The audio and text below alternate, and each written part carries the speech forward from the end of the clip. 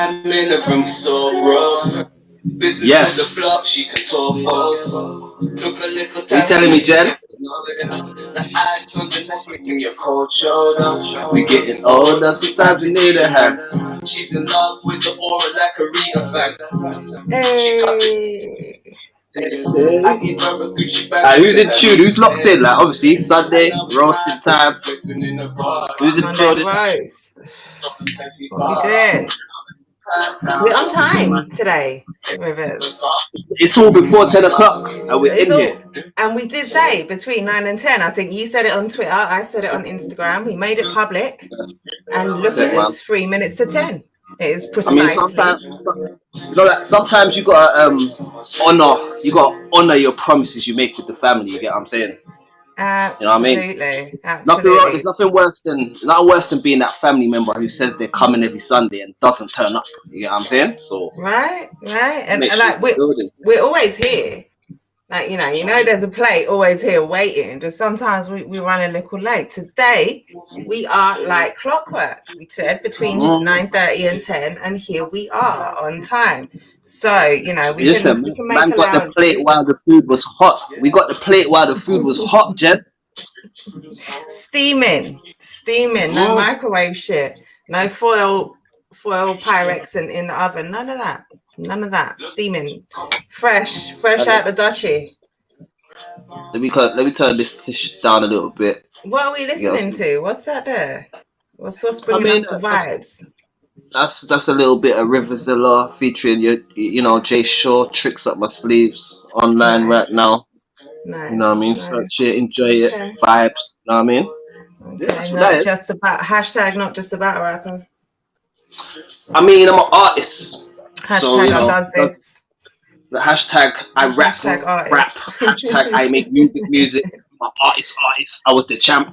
You know. Hashtag. You know. All of that shit. Yeah. Hashtag 2 times. 2 times. What's been going on anyway, Jenny? Well, a lot's been happening still. A lot's been happening, and I have to say, Mr. Ambassador, I have been expecting you. That was the phrase. Oh, yeah. That was the phrase. No, sorry. Yeah, no.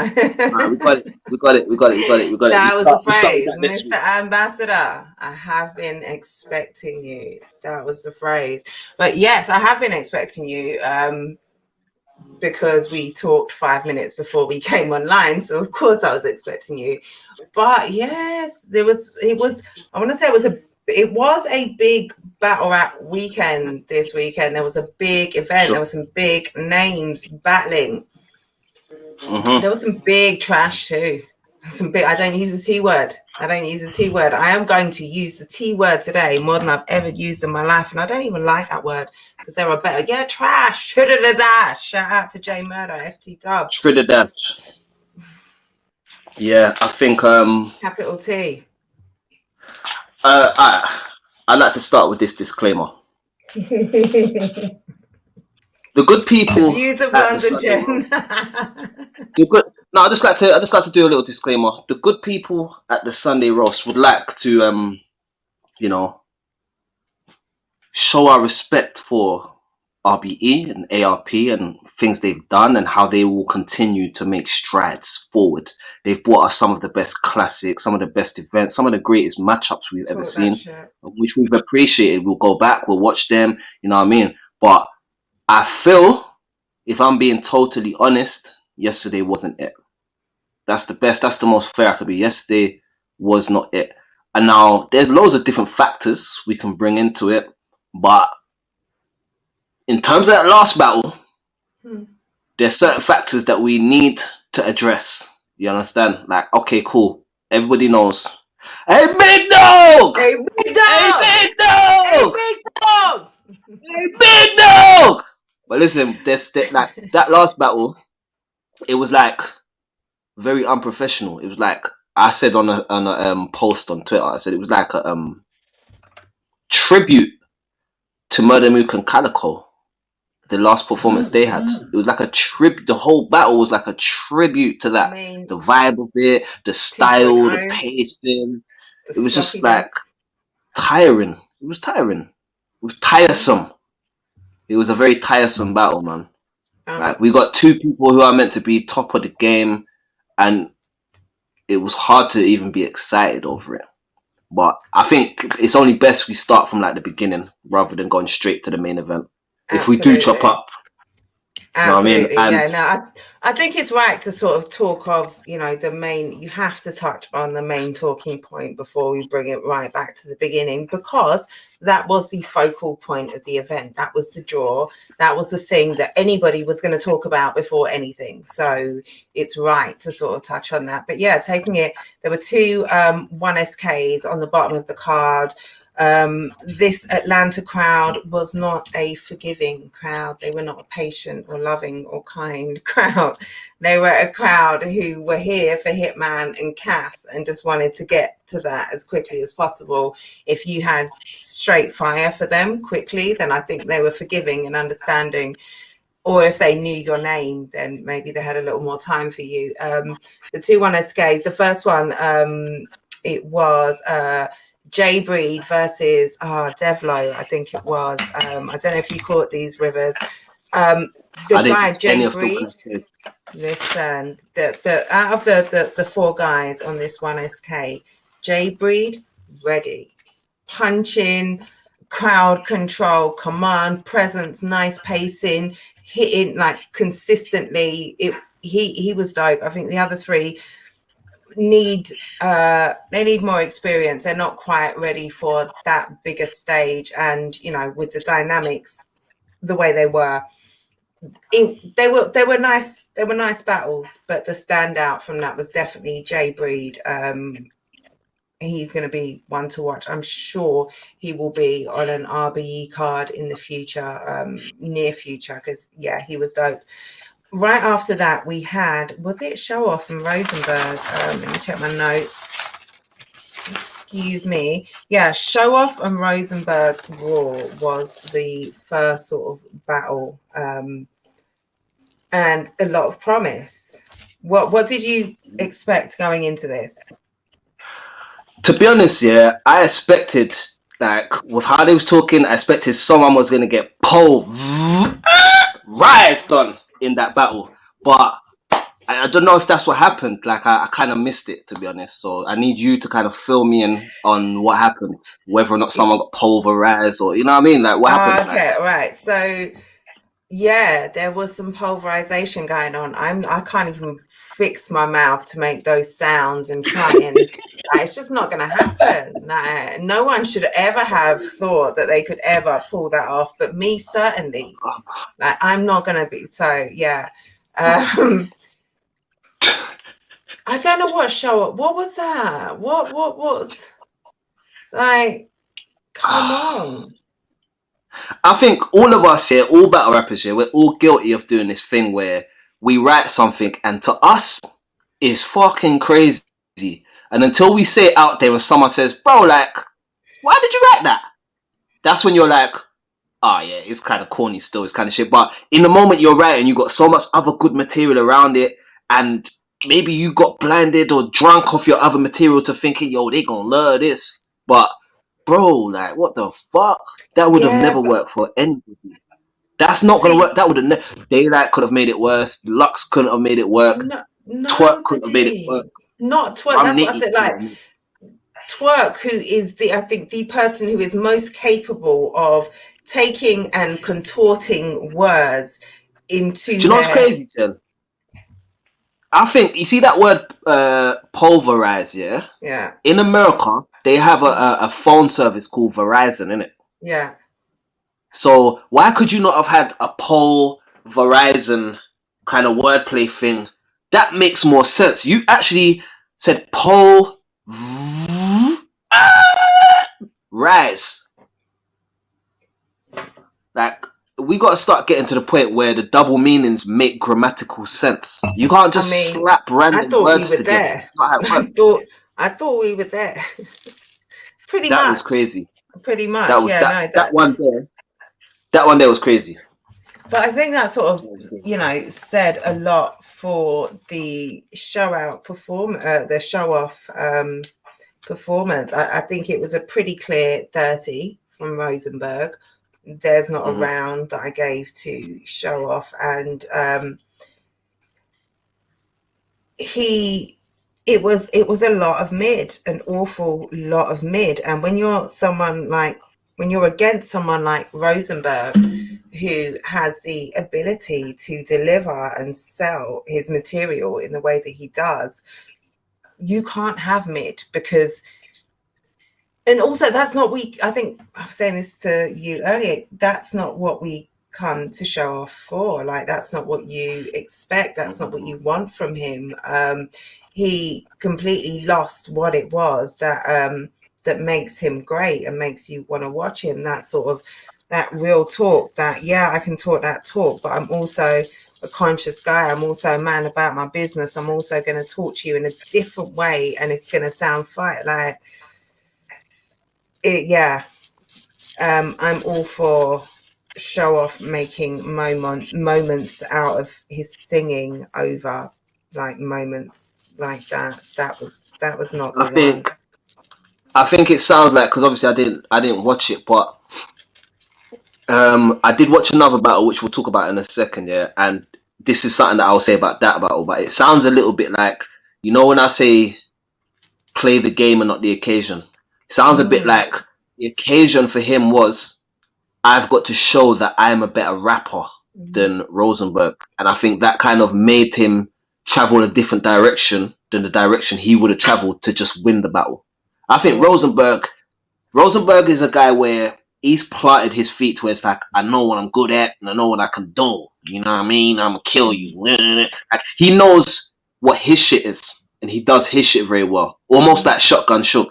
Shotgun Suge isn't going to hear B-Dot, Daylight and Lux and say, oh, I need to work on my pen game. Yeah. And then battle one of them and try to be super lyrical. He's going to still be Shotgun Suge against them. And I think it sounds like Show Off tried to be... He tried to elevate something that he didn't need to. Perhaps that's exactly what it was. Rosenberg was an opponent. He gives you license to go in there and really have a slugfest with him, because that's what he's coming to do, innit? So if you go in there and you're trying to do too much, his power is always going to come across more, innit? Because it's more what he does. We expect him for that. So it's sad that she took the wrong approach. Rosenberg had a bar in the first saying, if he got the name Show Off in jail, then what the fuck was he showing?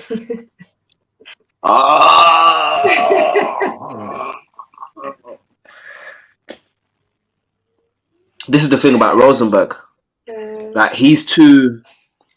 It's like a concrete thing with him. You can't really put your hand through concrete. It is what it is, isn't it? That's what it is with Rosenberg. To himself any favors. He had a rebuttal, or he had 3 of them things. He even said, I've got 3 of them things at the beginning of the third, and they just all fell flat. That was not, I mean, Rosenberg did what he did, Show Off. Rosenberg did what he had to do. It wasn't the most, it wasn't a great battle at all. But yeah, like I say, Rosenberg did what he had to do, and Show Off didn't. Even there was some emotional behavior as well, I think, throughout. I'm sure he was talking through Rosenberg's rounds and shit. It just wasn't a great battle. But next we had the battle, which I thought would be, and in my mind still is, battle of the night. We had Ill Will versus A-Ward. Okay. Did you catch this one? I caught majority of it, not all of it, but I caught the majority of this battle. And plus, you know, like afterwards they showed the highlights, so I think what I missed, I got caught up on as well, innit? So I did get to see the battle, but not in the moment, innit? Like kind of bit by bit. Hold on, let me have a look. But yeah, I saw that. I know what you're saying though. With that battle there, I had. Man said, salute to Jen looking like a full deck. The Lord is your shepherd. God is my witness was my bar after night. And who said that? The Lord is your shepherd, Osiris. Who said, I think, was that an A-Ward? No, hold on. The Lord is your shepherd, God is my witness. That Will? No, I feel like it was Ward, you know. Let me check my notes. Let me check my notes. I haven't gone back over. Hold on one sec. Bear with, I'm right here. Right here.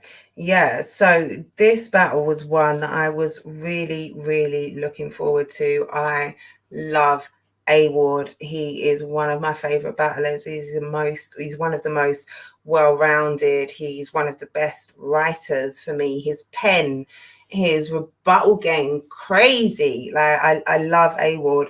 Ill Will, equally, one of the nicest to ever do this. He is so unpredictable, so versatile. He is very, very hard to beat. Look at him against John, the battle, two people who are incredibly versatile, well-rounded, bring lots of intangibles to the game. And in my mind, Ill Will beat him clearly. So I thought that Ill Will would edge this. I thought that Ill Will, I can never say Ill Will too many times properly. Salute my girl Jay in the comments.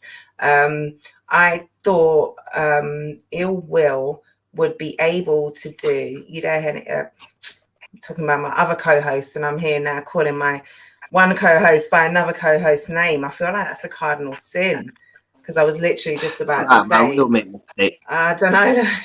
I don't know. Is that okay? Like, wow, am I going to get divorced or something? Shit, I'm going to hear from my lawyer tomorrow. I'm here for the long haul. What I was going to say is that I'm talking about Ill Will and A Ward, and something that Henny pointed out and made me clearly edge it in predictions to Ill Will is that whilst they're both very versatile and well-rounded, Ill Will can do things that A Ward can't. He can take it to places that Ward just can't, and that is going to give him the edge. And I agreed going into it, but that really wasn't the case. That's not what happened. Also, I would say, if we're honest, we would say that information is the same the other direction as well. A Ward can do things that Ill Will can't do. I salute to A Ward was cooking. Salute to Pete all the time. But yeah, so for me, I feel like it's that. Like, I think even Ill Will's come out after and said, "Yo, this was one of the most dangerous opponents I've had." Like, he said that about A Ward. Do you understand? Like, it was what I was saying to you before about A Ward and Loso. They're the guys where they put so much effort into what they're doing. They're hard for you to beat. You've got to be doing a lot and be at your best to beat them, because they're always going to come 100% every single time, innit? Plus, they're both good. They both got a lot of good attributes as well. So good.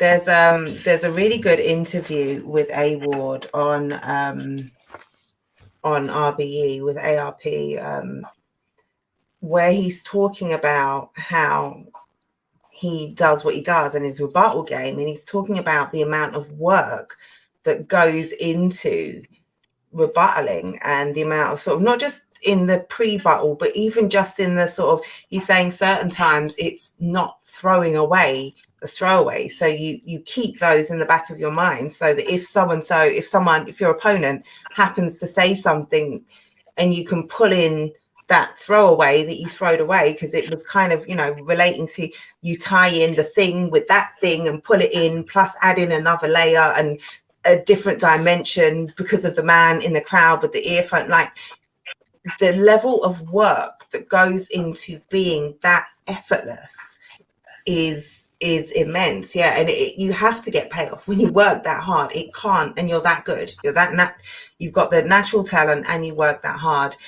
it can't not result in the way it did. And with the rebuttal thing as well with A Ward, he's he's very good at it, but in that Ill Will battle, I felt like I didn't get the fully charged A Ward for some reason. No, that's how I felt. No, I remember, I'll revert to what I was saying earlier. I'll bring it back here now. Felt like he took an approach that he felt was suitable rather than being the technical A Ward. Because at the end of the day, all right, cool, the crowd was shit and red to tear, but when we're watching it back, we're gonna listen to what they were saying and how they was breaking it down and red to tear. And for me, I just felt like A Ward could have did a whole lot more. I still kind of it's up in the air for me who won the battle, innit? I have to watch it back. But on first watch, I felt like both of them wasn't doing them for some reason, innit? It just felt like that. I've given it, yeah, for me, I think when you watch it back in its entirety, which round was the most debatable? There was one round which was quite debatable, but Will's third, certainly. I think A Ward clearly got the third. And there was a round that I think I clearly gave to Ward, to Ill Will. But I don't think he capitalized on the things that he needed to beat A Ward. And A Ward, that was sort of that was the biggest crowd I imagine that he's been in front of. And I think also, I thought about this after our conversation, I think that was also a factor. Him thinking, okay, shit, now I have to add the extra big crowd element. Because there were, I think, before the event, ARP said 1,000, around 1,000, but he'd been saying sort of from 300 to 500 from months ago, and it's just gone up and up. So I don't know if A Ward thought I need to add in that extra crowd element and maybe take out some of the complexity. I don't know, but yeah. And then also A Ward battled 2 weeks ago. He's got Excel next weekend. He's got Arsenal a few weeks after that. Like A Ward is busy. Busy. Working. But I mean, that's just what I say about him and Loso. They put so much work in and effort in. Whoever gets them has to be on top of their game to like, put it like this. A Ward and Loso, I'll be very surprised if we ever hear that they ever get bodied. You understand? Anyone can get bodied. You understand? With the right approach on the right day, with the right performance. You understand? But it's only likely to happen once for them to learn what they need to do to make sure it never happens again. And I think both of them kind of know that. You know what I'm saying? So I can't see any of them, to Loso or A Ward, ever getting bodied. But they can lose if they take the wrong approach and whatnot. Oh, but absolutely. For me, I felt like watching it, because remember, I watched it in bits. So I watched this bit and that bit. Then I watched the first bit, second, and all this type of shit. But it felt to me like it was a round clear each, and then one round that was kind of what the debate's about. Who do we think has got that round there? That's how it was for me still. Yeah, I think A Ward had an angle in the third. He had you saw the mask thing. I think that was really bad. The way he was battling the two ills. That I don't know if that was him playing to a crowd, sort of a big crowd for the first time, but that just felt so flat. Didn't go well. But what was the bucket acting worked for him a little bit though? Yeah, the impression. Yeah, the impression was that was it. He flipped that. Yeah. He made it work. Let me just talk to Instagram very quickly. Let me pin this comment. Instagram, Sunday Roast. Why are you on Instagram? You should be on YouTube, where me and Rivers are currently live talking about, you only get one side of the conversation if you're on here. So come on YouTube and talk to us over there, and you can get me and Rivers as well. Salute to all of you in here. I have to ignore you now. Sorry. Shout out to Caretaker. Salute. Salute to you, Troy, every time. Hold on, this caught my eye. Fly Lucy, shout out to you too. Fly Lucy, shout out to you too. Did Vixen body Loso? When? On Kings versus Queens? Most certainly not. Absolutely not. Loso took that 2-1. I think Vixen got the third, But I think the distinction that we have to make is someone can have a round where they bodied the person in the round, but overall in the battle, it's not a body, if you get what I'm saying. So I think that was the case there, innit? Like, he had a body bag round. Yeah, but he's saying, did Vixen body Loso? Absolutely not. Loso clearly won that battle. clearly won that battle. You can't body somebody and stumble your way through your first round. It's just not going to happen. But yeah, great performance from A Ward. And for me, that was I wanted a bit more from that battle, but I was happy with it. I was very, very happy with it. It was a good battle, really good battle. Two of the battlers who I really like to watch. So that one, it was the highlight of the night. After A Ward and Ill Will, have you got anything else to say on that one before I take it to the next one? I think Mac Myron's funnier than Ill Will. We'll just leave it there. Literally. Listen, what? And I think that's kind of what Ill Will to me, I feel like he took his humor out of his material the same way I feel like A Ward compromised a bit of his technicality to add a humor in. I think my man compromised his humor to add the first round angle where it was like the race thing. I don't know how I feel about that too tough.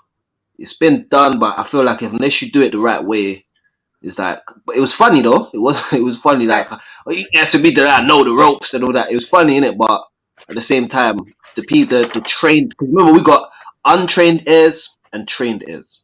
The trained heirs are the people that they know all the background, all the story, all the narrative. So you just can't come in here and just say he's a rapist. And we say, oh, that rapist bar was crazy because of the punchline after. Like, no, he's not a rapist, bro. Yeah. I'm saying, you can't just come in here and say he's a kidnapper. And it would hit if he was a rapist. Yeah. Like you're trying to tell. If he was, or if I don't know you and you're convincing me that he is, you can get me, then it may hit. But for the people that know better, there's a lot of things that are just for the people in the room that don't know better. And I don't personally, I don't count them on the internet. Once I know he ain't like that, you can't convince me he is, innit? It just is what it is. That's my personal opinion, though, innit? Everyone's entitled to their opinion, but I just see it like that. You know what I mean? Too much fake angles and. I agree. An angle, an obvious or an overused angle, you have to be creative. Otherwise, it's just played out, or it's tired, or repetitive, or we've heard it better done before. You can't come with that now. This is when the sorry to even cut you, but the ropes and you think I'm being a nuisance, you know, like them things there are funny, so they work in that aspect, not like overt comedy where like you're clowning and that, but I mean to say like it's a witty little line or whatever. Yeah. So that's the payoff for you painting this narrative. We get it, but I personally don't think it's strong enough. You could have got him another way, you know. So it's kind of like a way out. Better than a white dude. Let me tell you that he's racist in front of black people. It's kind of a way out. It really is. It's the low hanging fruit, but to do there's a way to do low hanging fruit. There's a way to do the simple shit, the basic, obvious shit. If you take it outside of simple and basic and obvious and can sell it in a way that we've never heard it done before, then, you know, it's simple. So it hits. We all can relate to it. We all know that angle, whatever. Definitely. But that's not what happened there, really. So should we move on to the next one? Yeah, let's go. What's next? Let's have a look at some of these comments quickly. Shout out to everyone in the comments. Thank you for some of you who came over. Okay, we'll get to those later. Thank you to everyone who came over from Instagram. Jag versus O-Red was next. Now, I don't have a great deal to say about this battle, except it was like, you know, it was like, right? It was like watching, it was like being at my family. It was like being at Sunday Roast, and my nephews are there showing their latest TikTok dance. They're there, you know, doing whatever they're doing, and then what's that, the Macarena? I don't know what it is because I don't TikTok. Like, I don't know what do they do? Corvette, and all of that shit. What do they do on TikTok? I don't know. They Corvette and they The Corvette and that. Corvette. And they do the June Nene thing. and all these type of things. With me whip, Nene and all this. I thought that's the last I knew about little dance crazes, and then I just tuned out of it. Well, you see, this is why me and you, that's why I'm sitting on one sofa, you're sitting on the chair. We're watching our nephews do the little TikTok things.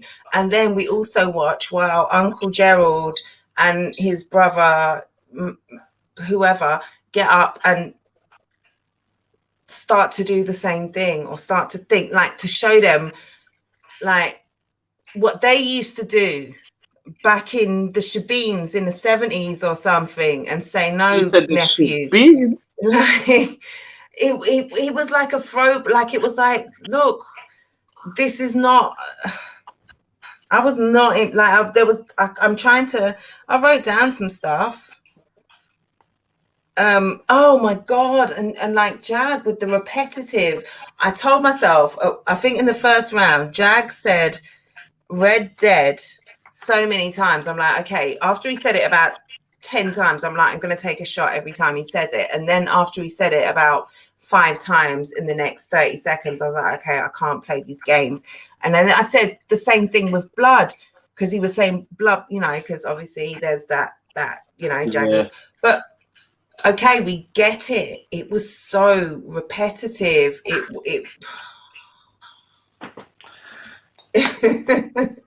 Jag mentioned blood like 1,000 times. Is Jag a blood? I couldn't tell. Is that why he was saying blood? Okay. O-Red was battling his Strepsils. Wow. I'm not gonna lie. That's a big fact. Like, it was so uncomfortable to watch O-Red forcing his voice to the point of not being able to use it no more. And he keeps on doing this. It's because you're trying to scream and shout for no reason. Why are you screaming and shouting for? Just project. Yeah, if you need to emphasize, that's different. But man's out here trying to, because you know it is, a lot of them think if they can out-scream the opponent, it means something. I think it's a Jersey thing. Remember we talk about the Jersey battlers, the aggression that they have. Yeah. Like, that's one of their little things, innit? Like, they only battle with that type of aggression anyway. But, like, I feel like Real Sick, who is, 10, 15 years younger in the game as a Jersey battler than an O-Red, has a better control of his projection than O-Red but he's in better shape. Let's say that. He's in better shape. Like, he can use his body to the full capabilities, where I don't know what O-Red's doing, but I don't know, bro. I don't know. O-Red was lacking from the first.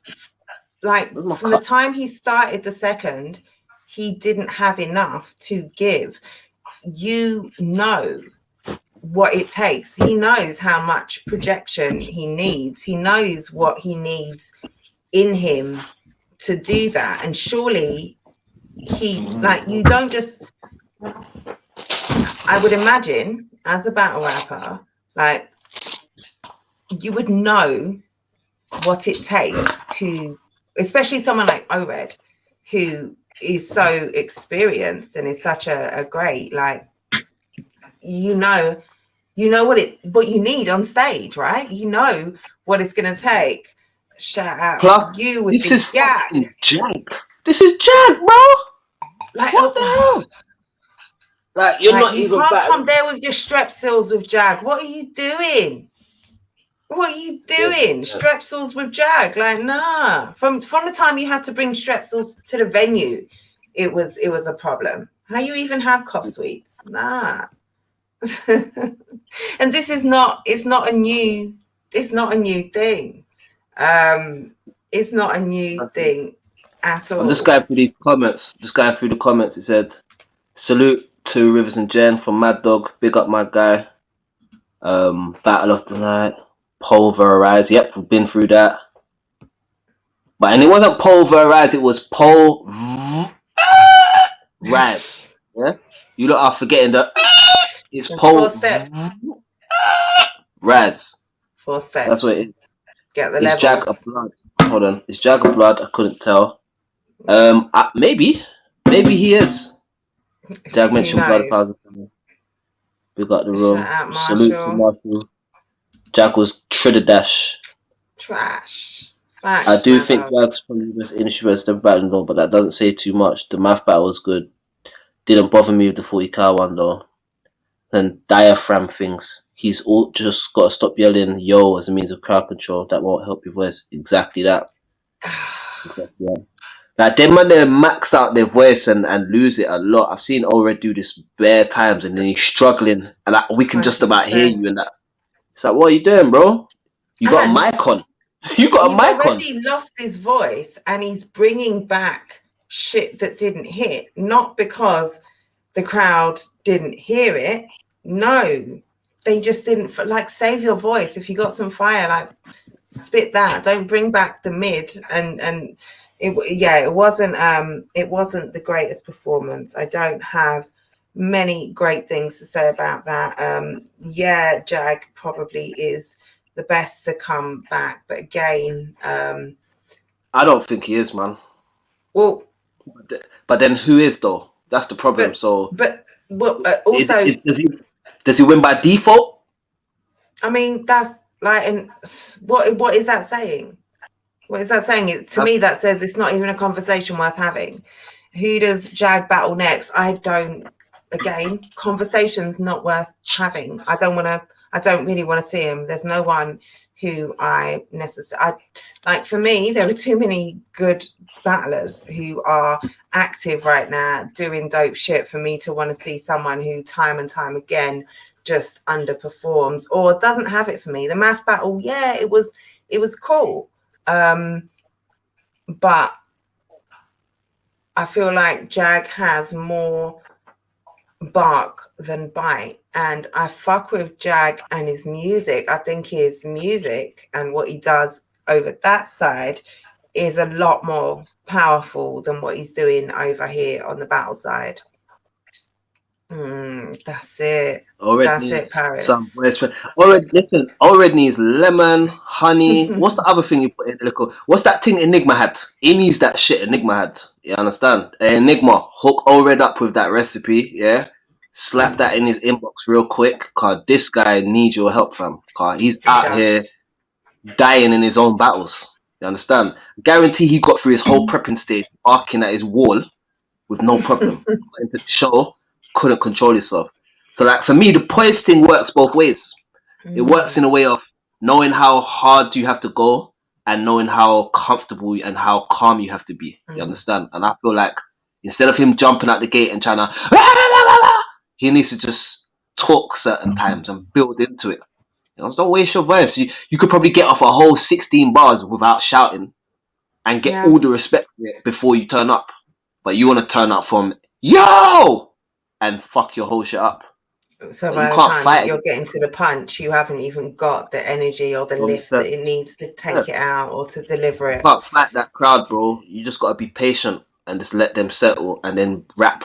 You understand? But you're trying to, it's like not everybody's got that dynamic, like twerk shit where it's like you got a voice box inside your chest. Not everyone's got that, bro. So you have to work with how your shit works. Like I don't know, man, but that was mad. And I will say in Chubby Dag, Jag has got a few little witty lines in within his shit, but ain't enough, bro. Ain't enough. It's just all packaging. Yeah. When you open it, there's nothing inside. So I don't know, man. Yeah. That was another sleeper. That was boring for me. That battle was. It really. I weren't getting anything from it. I never got nothing from that battle. Personally. No, and in fact, that may be the least notes I've ever written about a battle that I was writing notes for. Wow. Big K versus Clone.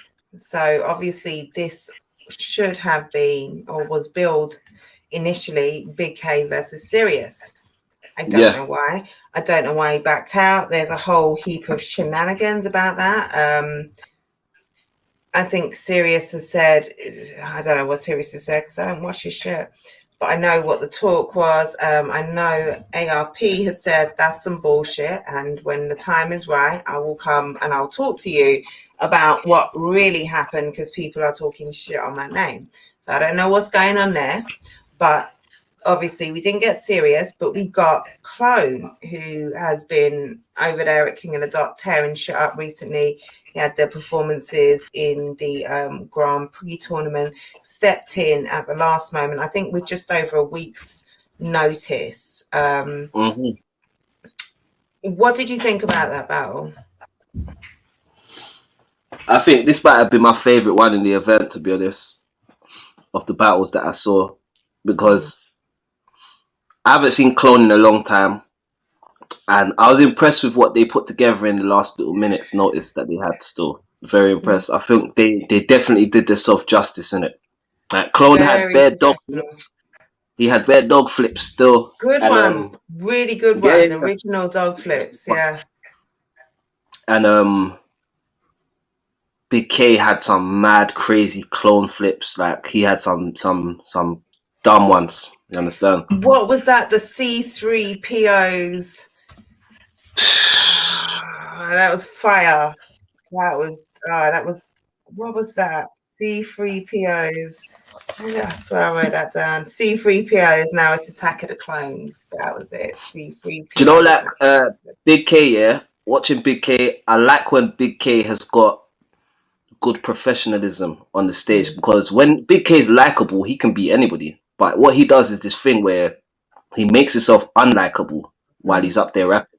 And it's like, it's almost like people don't want to fuck with you because you're giving this weird energy off in it. But up there, he seemed cool in it. Like he did his little kick thing where it's like, oh, that's shit already. But he wasn't doing too much. You understand? And it's when he does too much where it's like, it makes me not even want to tune in to like what he's doing. But he was doing his thing up there still.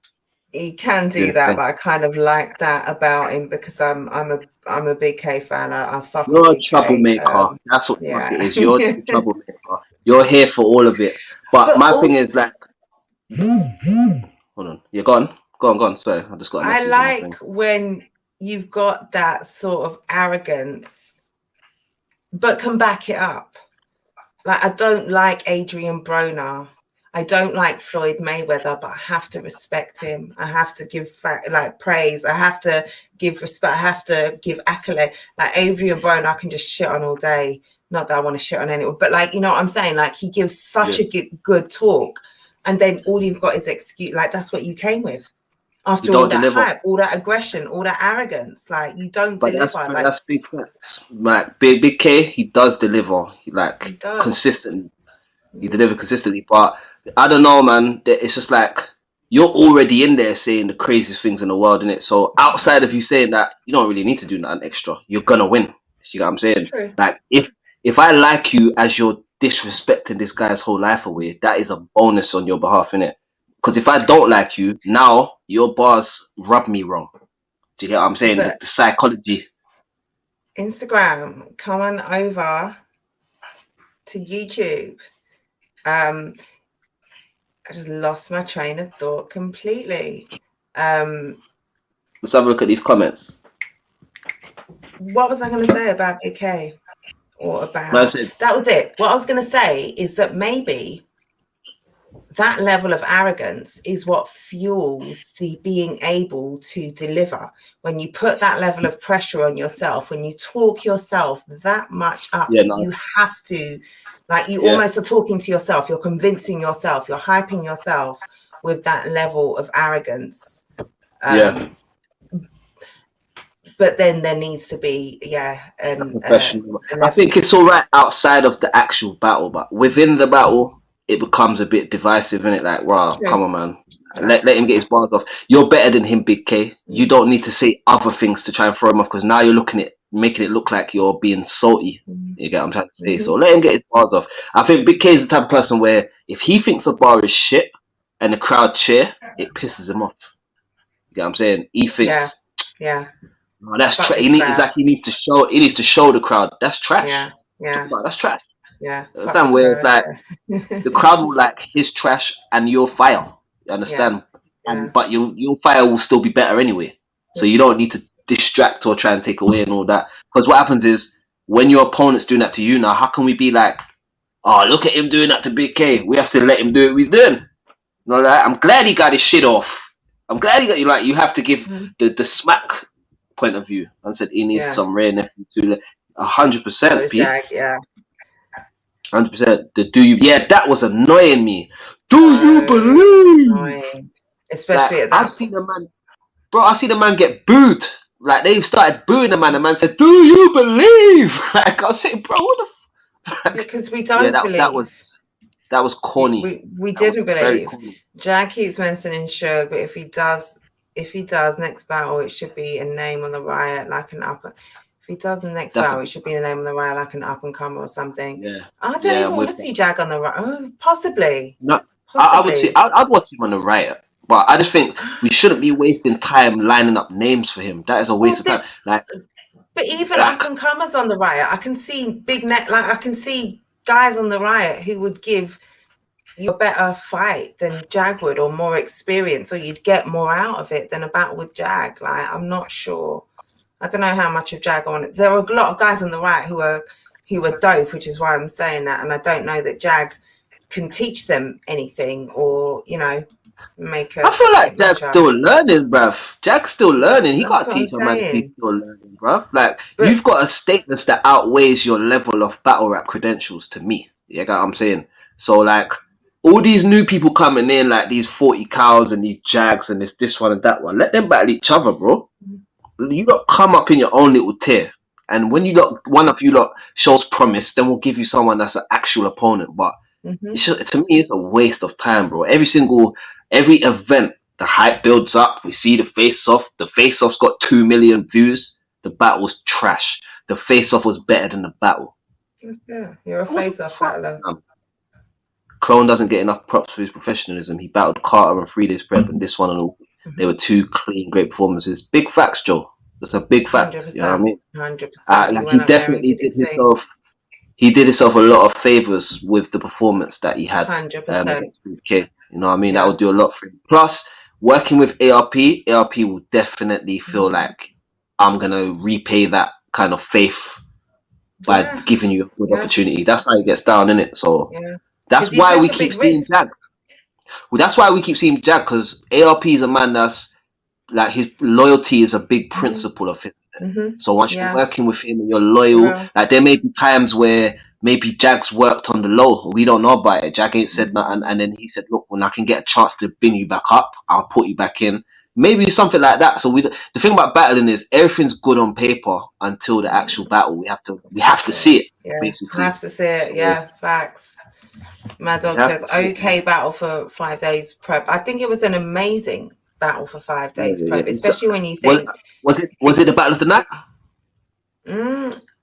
For me, my battle of the night was Ward, Ill Will, but this would have been a close runner-up, definitely. Sirius wasn't allowed to travel due to his probation. I mean, I don't know why anyone booked him in the first place, but yeah, fair enough. Where was the event? Atlanta. Oh, so he's probably on like house arrest or some shit like this then. Or he just maybe can't leave the state, but possibly. And I think so. From what I saw, I think he alerted his probation officer. He did all the right things, and it was only at the last minute. I don't know, but I just don't know why anyone I don't like talking on Sirius because I want to just say shitty things, but I haven't looked into it enough to say shitty things, so I just don't say much. Big K said it was URL blocking it or something. Yeah, that was also a fact. Potentially, Jack Boy Maine came out and said, well, also, if both things may be true at the same time, maybe neither is true, but maybe neither was shady business. I don't know. Jack Boy Maine came out and said he was in the Ultimate Madness tournament and now he's been replaced by Sirius. I don't know if, and it would be true to form, if Sirius coming out was the reason, or if the reason Sirius came out was he was supposed to be in Ultimate Madness, or him now not battling on RBE because of the probation issue meant he was available to battle on URL, and URL, because they don't fuck with RBE, said, all right, you're not going over there, you can come over here. I don't know. I don't care. It's Sirius. I don't want to talk about him. Talk if you've got something to say on that situation, by all means, Rivers. That's just my thing. Clones, yeah, I mean, IDK and there's IDK. I've heard whispers. Yeah, that was 6 though. I've 6. heard whispers of this kind of like paying a man the fee that they was going to get paid at the other league just to not the battle there. I've heard some. So around the time when the whole Shotty Horror and Tay-Rock and Rivers versus Tony D, Rivers versus JC, JC versus Tony D, that around the time of that, there was a lot of talk of this type of thing happening where it's like man was trying to block certain man from coming over here in order to do their own thing with them same guys, but the guys was getting paid to come here, so they just matched the payment. I said, listen, we'll pay you that. That's nothing compared to what you get paid with us. But I said, Big K mentioned what happened with Serious Jones in his round. He said that what did Big K say? Didn't he? What did he say? Didn't he say something at the end? Hold on, where's my notes for that? He said something at the end of his round. It was really funny. I can't remember, but he took a shot at URL. Why don't I have a note for that? I thought I wrote it down. Oh, this is all URL and Serious Jones' fault. Is that what you mean? At the end of his oh no, that was Big K at the end of his third. Let's see what the so I don't think Big K has lost about I think I was thinking about this the other day. I think he has still. Yeah. Big K lost to Rosenberg still. He lost to Rosenberg still. Only problem with Clone at the moment is that ever since Saurus mentioned his style sounds like old day, it's hard to get that out of your head. I think it's hard to judge Clone on this performance at all, and you have to take this performance, never mind anything else, but this one at least, you have to take it for what it was and just be appreciative that we got the battle that we did, because that was incredible. For someone just said 5 days, it was definitely no more than a week or so. So yeah, they put on the I Am style. Like I Am blooper. Yeah. Like 2 hands beating on the ground. I Am gorilla. Like we gonna do dance moves in the car park. I Am the thriller. That type of shit. I didn't really even pick up on it because his voice and his vocal cadence is different, isn't it? But I guess if you're going to be inspired by anyone, it's going to be one of the greats, and he'll develop into his own thing. But he's been doing this thing for a minute though, so he's got his own little bits and pieces about it. Yeah. Sunny. Guys hungry. They all scared of Rivers. That they are, my brother. That they are. Rivers. I don't think they can swim. I think that's where it is. Listen, well, as soon as we'll see who can swim. We'll see who can swim soon, because borders are opening up, things are getting back to normal. There's all sorts of people talking about internationals over here, over there, all sorts of stuff going on, and there are some hungry dons over here and some Americans who are severely underestimating what lies on this side of the water. So I, for one, am very excited about it. I lost where I am in the comments. I don't think I am. So London, you got Instagram. Callie the Kid. Yes, I do have Instagram. London Jen, all one word, 3 N's on the end. Hello to you. N's on the Jen, even. Mad Dog, Big K and A War battles were both better than Cass and Hitman, but we'll get to that. We will get to that. Yo, shout out Cab, salute to you. Big up Caps, facts. URL block Big K versus Avon RBE as well. In all honesty, the K versus Serious battle isn't a good battle, and we all wanted to see it for the wrong reasons, more in a K versus Boom type battle. I didn't want to see it. I think that's what they was trying to do with it. Yeah, absolutely. Plus, Serious Jones is a piece of shit, so fuck that. I mean, salute Smoke Kings. Shout out to you. Smoke Kings. Every time. Thanks for tuning in. Rivers will kill these Americans. Listen, Rivers would expose a whole heap of them who would take them lightly. Like it would be nasty. It would be nasty. Murder was the case that they gave me. I mean, I don't know that they'd let you out of the country. You might have to go to Sing Sing or Alcatraz or something, man. Oh shit! Quick Rikers trip and that. You get me? Yeah, a little stay. You know, they might deport you out of the country after you've been there. Like, get extradited and these things. I don't know, but I can see these things happening. You know, I've been reading the tea leaves, and it just looks inevitable when you're making the sort of noise that you're making, and the sort of people are looking at you that obviously are. It just seems like 1 + 1 = 2. But you know, I mean, there possibly could be some things lining up. Who knows? You know, who knows? What we do know. What we do know is that we've just seen Rivers go from strength to strength. So it'd probably be kind of normal. It'd probably be kind of normal to see it happen again, to be honest. So let's go.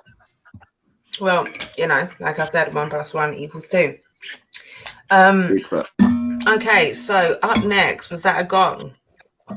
I think made a little gong sound. You got sound effects now, yeah? Where'd you get those? That's just my water bottle against my...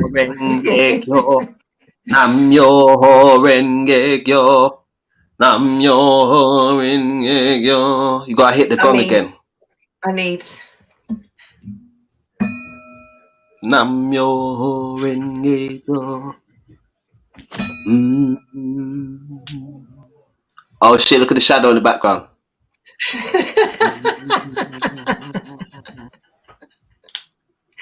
This is what you come to Sunday Roast for. You don't get this anywhere else. We had to clear the energy. We had to brace ourselves. We had to bring good energy and positive, healing, restorative vibes back into the room. We have to get the energy back to 100 before we drop it right back down, because we are about to... some negativity to throw in your fucking face, yeah? We are going to tell you why what we saw was POS, yeah? In the words of my good brother in the comments. Terrible. Terrible. Trash. Rubbish. A shit dog. A shit dog. A shit dog. A shit dog. A shit dog. A shit dog. that Jen, when they say to you you're getting Cassidy, you already know the story. Yeah, this is what they do. They say, boom, we're gonna ask Clark. Give him the face off, yeah, he's gonna come in, he's gonna talk all of this shit, yeah, everything's gonna be crazy and it's all gonna be great. Then you're gonna buy into the idea that this battle is actually gonna be crazy. Then you're gonna come into the battle. Good. Yeah. Yeah, we're talking about Cassidy versus Hitman. I know it's not worth talking about, but you know. My bad, Joe. Someone really knocked on your door and asked if you're talking Cass versus Hitman. Yes, we have to Sunday Roast. Listen, I'm not gonna lie. The guy across the road died, and he literally raised himself up out of his coffin and came to my house and said, "Y'all talk about that shit last night? There's a whole bunch of people rolling in graves in the graveyard over that one." Like it was dead. You know what the worst thing is? All right, let's get into it.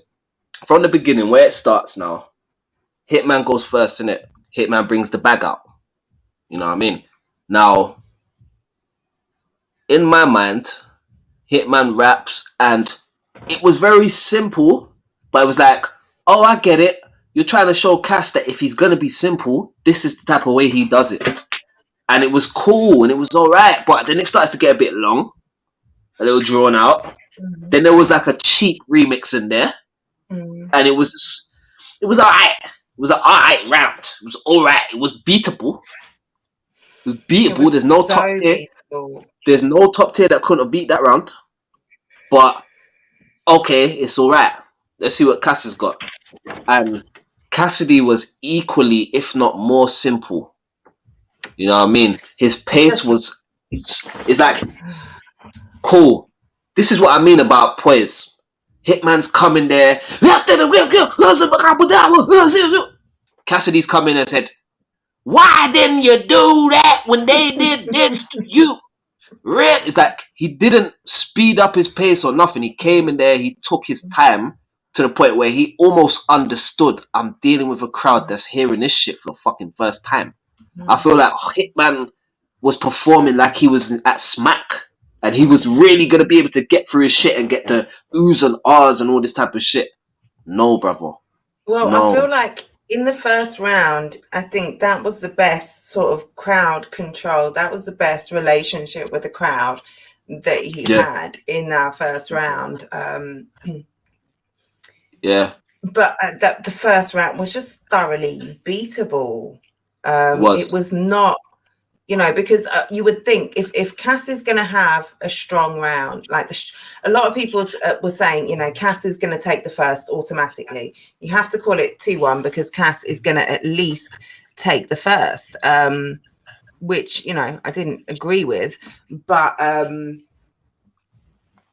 that was the consensus. And you would have thought Hitman would have at least his first would have been a lot stronger. And it was like the Cass flips that he had in that round was so basic and so bad. I'm trying to get my cash straight.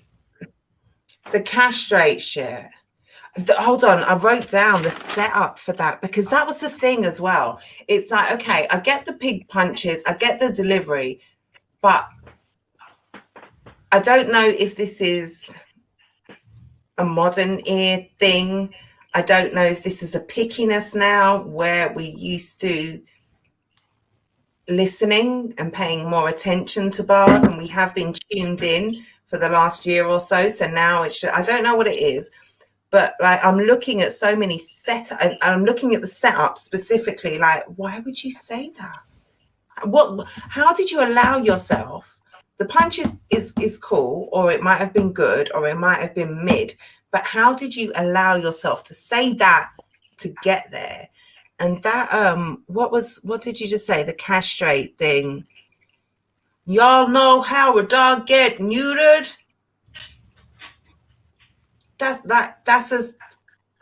as creative as it gets. You need to do a cast straight name flip, and the most creative thing that you can come up with is, do you know how a dog gets neutered? And then you said something else, and then cash straight. Like it's This was a battle where it should have been like fuck all the other rap shit. The things that worked the best in this battle was the personals.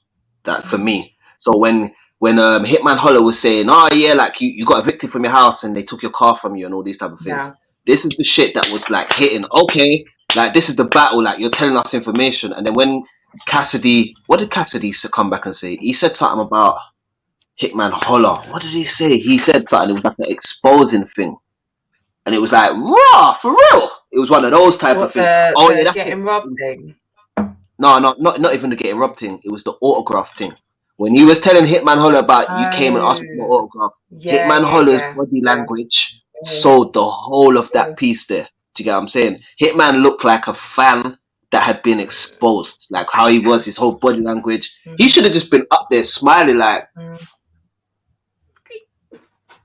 I would have been up there like... Yeah, of course, you're Cassidy. Like, who wouldn't have asked you for an autograph? Yeah, come on, man. Of course, like, but he made it look like, shit, I didn't even want you to say that. Vulnerable. Like, he looked vulnerable. Yeah. He exposed himself. So I feel like those two things in particular are what, for me, I saw the crowd felt like a normal crowd in them moments there. When them things there was hitting and landing and all this type of shit. All the other like randoms and like the name flips and that weren't really the crowd for all of that shit still.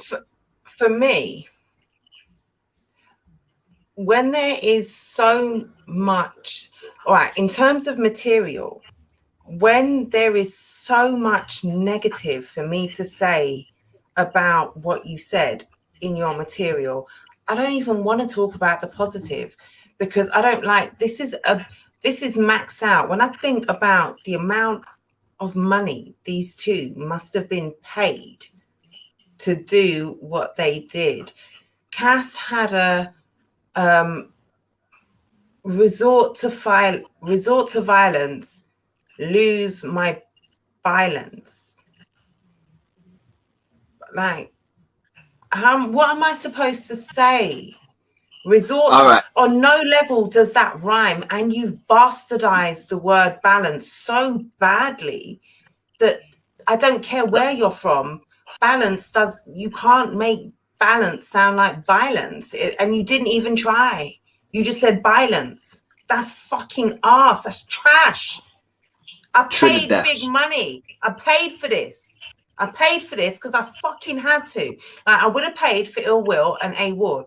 I would have paid for that gladly. I would have paid for Big K. I wouldn't have paid for the, but like there are certain people on this card I would have paid to see money for. But I paid for you to say shit like that. Like if you were a process tournament battler and you said a bar like that, I'd be like, bro, this ain't for you. If you're walking into a tournament and you don't know that you can't rhyme, lose your balance, resort to violence, this isn't for you. Because bro, Cassidy had a bar where he said some shit like, the blade will cut off half of your brother. Now he's your half brother.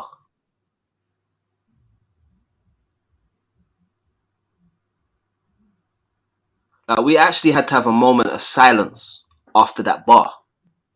Like, this is like the best shit in the world that no one ain't reacting to. Y'all are haters. Mad thing. Like I said, before the battle started, all I tweeted was, time to get finessed again. And I wasn't wrong. And like that's why I don't even want to talk about this shit.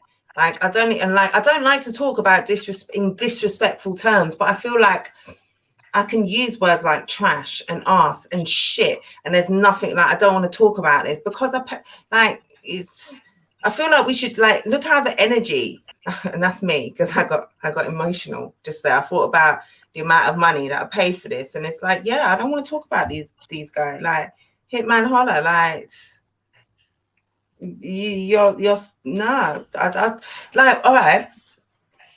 What I do want to say is, can you imagine you give that Cassidy play to one of the new era guys over on URL? You give them to an Easy or a Kid Chaos or a Sick or a Funds, or let's take it up a level and you say you give it to a Geechee or a T-Top or a B-Dot or a Chiller. Can you imagine how they would kill this man dead? There's a reason why he's not getting those sort of battles. And the closest he's come to sort of a killer is an Arsenal. And even Arsenal isn't... I mean, I've named names that aren't necessarily killers, but for me... Cool. In this new era, yeah, there's a certain bracket of battlers where they're the ones where if Cassidy gets them, he is fully finished. And we're talking about your K-Shines, your Twerks, your Rum Nitties. Well, okay, there we go, yeah. You know what I'm saying? Like active killers. Like obviously there's like a class of battlers. We're talking about your Serious Jones, your Maths. Do you get what I'm saying? Where it's like you're gonna have more chance against that grade. Because that's the old grade, like Mook, T-Rex. There's a grade of battlers where they're not like K-Shine is from that time, Goods is from that time, but they just kept themselves going to the point. Goods is like between that kind of class and the new class. He's in his own kind of thing. Yeah, because I'm excited for a Goods battle. You announce any Goods battle tomorrow, and I'm excited for it. Totally. Because Goods is on job. He's going to do his thing, innit? But when you're putting him in there with the twerks and the punches and all of that, Goods has to find an angle and craft something out them. Yeah. He ain't going to go there to punch with them. There's no point. He's going to have to belittle them and be like, you doing all this punching, but you ain't even got yourself a house, nigga. You know, like Goods is going to make it about more than just the fact that you can punch better than him, whatever, innit? But they're up like Tay-Rock class and all them man there will jump in with Cassidy and fuck him up. You understand? Like, he knows this. Everyone knows that. They don't give him Tay-Rock. But that's what I'm saying. For me, that's a testimonial battler. You roll him out for the exhibition matches. However, there is nothing about Cass that I want to see, even in a testimonial, even in an exhibition. Like that, I don't want. Like, and I have to say, he improved somewhat from the incredibly low bar that he had previously set for himself. But that even though he's improved, I still don't want to see him. Like, I don't want to see, you can't hang with any of the guys who I'd want to see you against, only because, and the only reason why I'd want to see them against you is so that they could kill you. And I don't want to see any of the guys that you can hang with because they're boring battles. Like, it's just not for me. Let's see what the comments are saying. Did I read this before? Battle was absolute sour punchlines died each time. Joe says, I find it funny that he actually said Hitman can't speak to someone with hits, man, considering there were memes before saying he's going to be like that. There were about 3 bars at least that I heard that were memes before saying Cassidy is going to say this, and he's so predictable and simplistic that, of course, Hitman can't speak to someone with hits, man. Mad.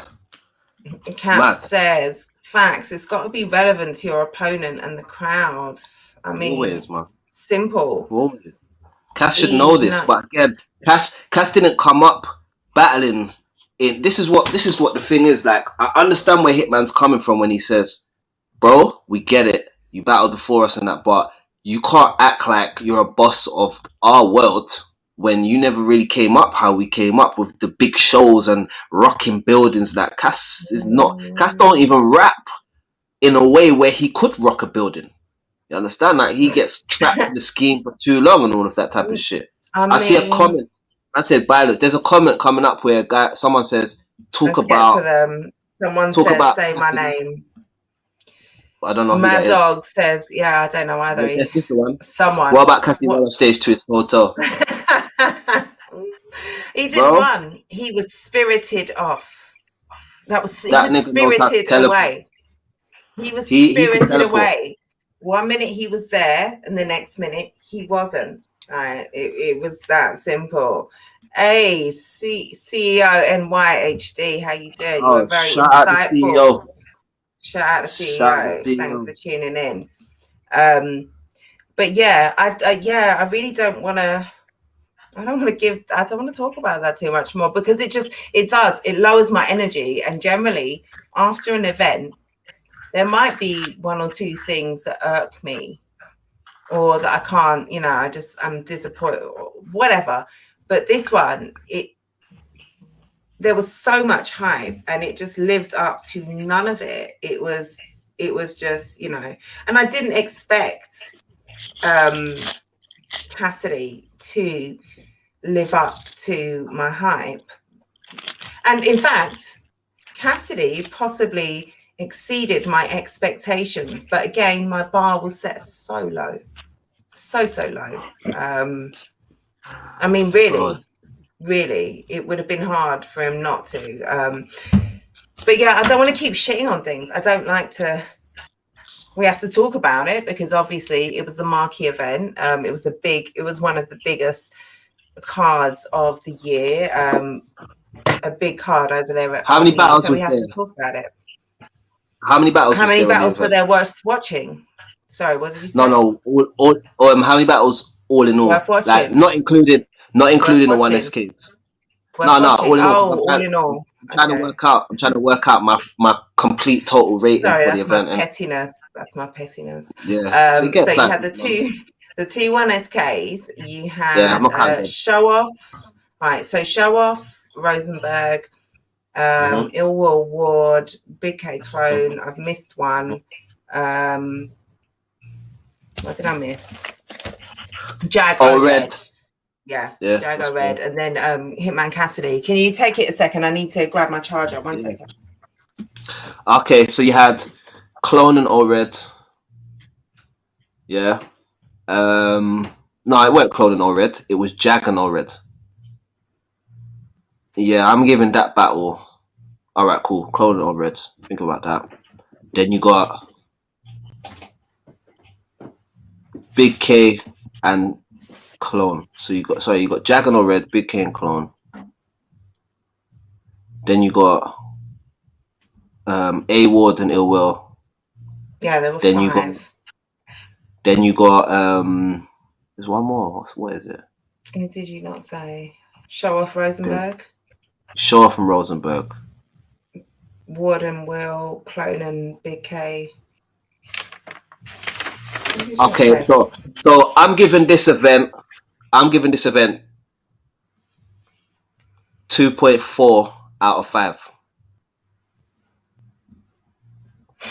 I think that's very specific decimals there, 2.4. No, I've got my own little math thing. Yeah, no, I'm sure that's what I'm saying. Very specific. Yeah. But I'm giving it 2.4 out of 5, to be honest. I believe like there were. So this is my little system now. We got 5 battles on the card in it. We're gonna give it a rating out of 5 in it. 2 battles on the card for me have value that I will watch again. 2 of them, and 1 battle has not just about under half of value.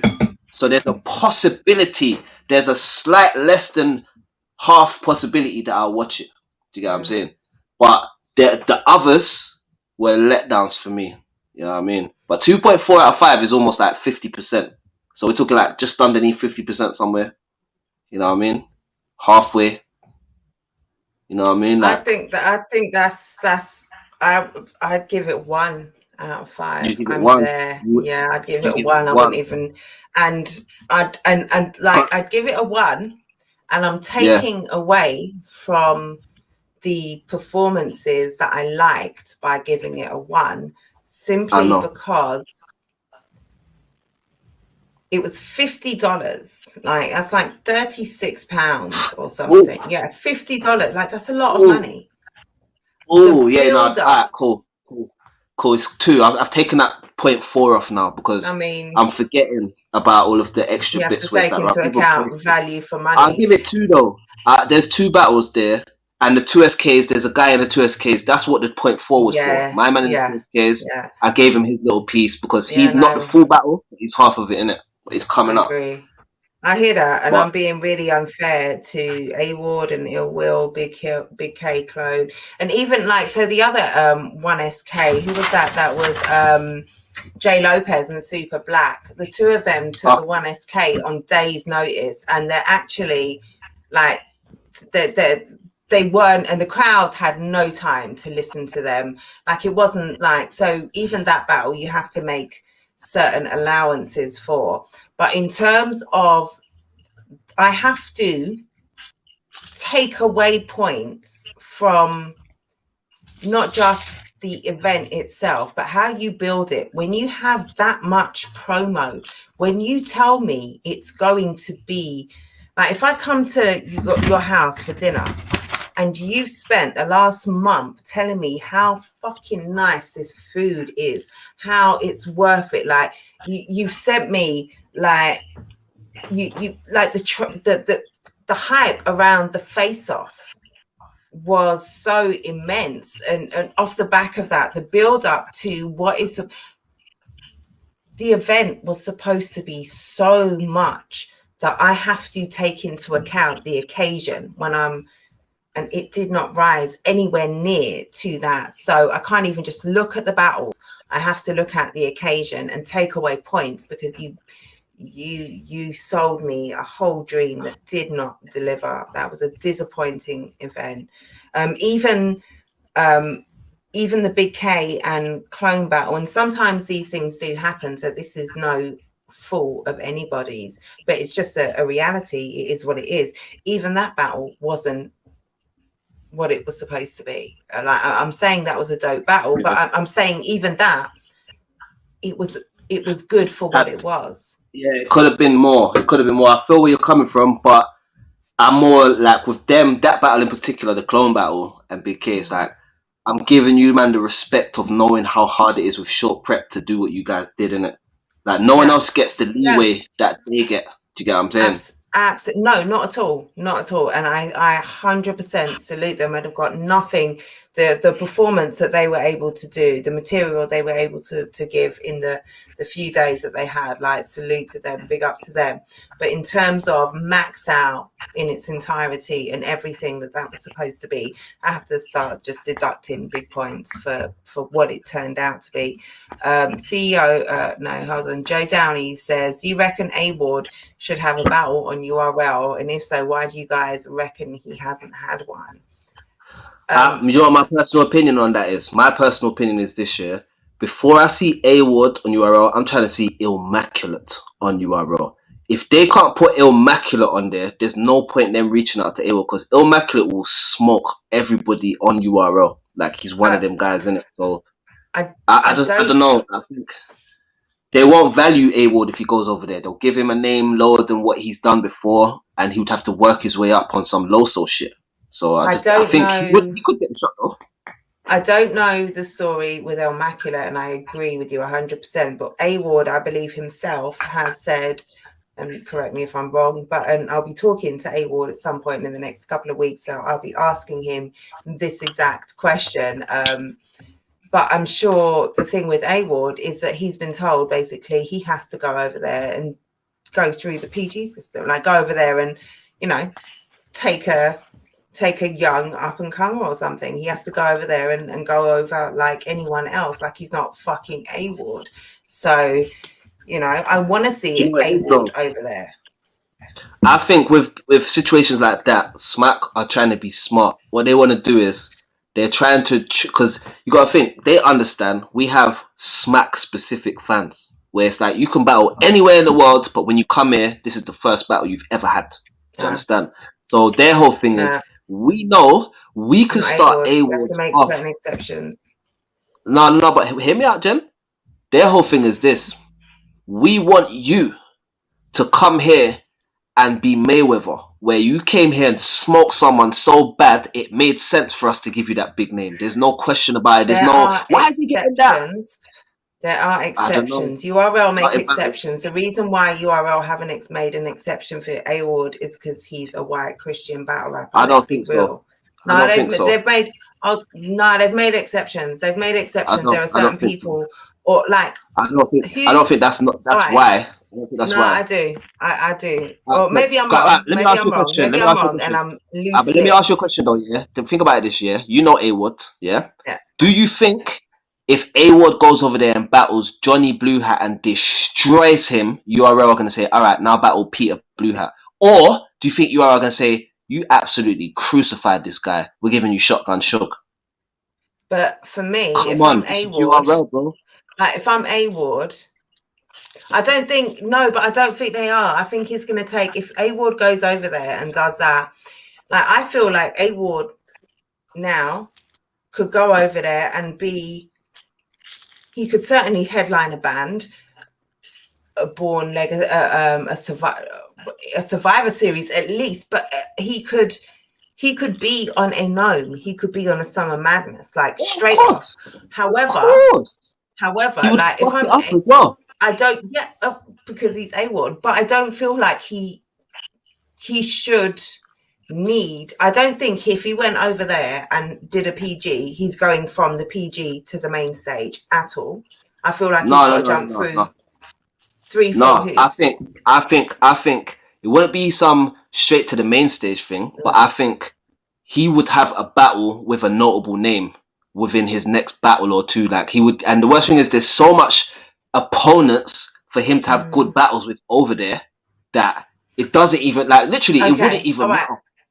Let's take in the hypothetical business into account as well.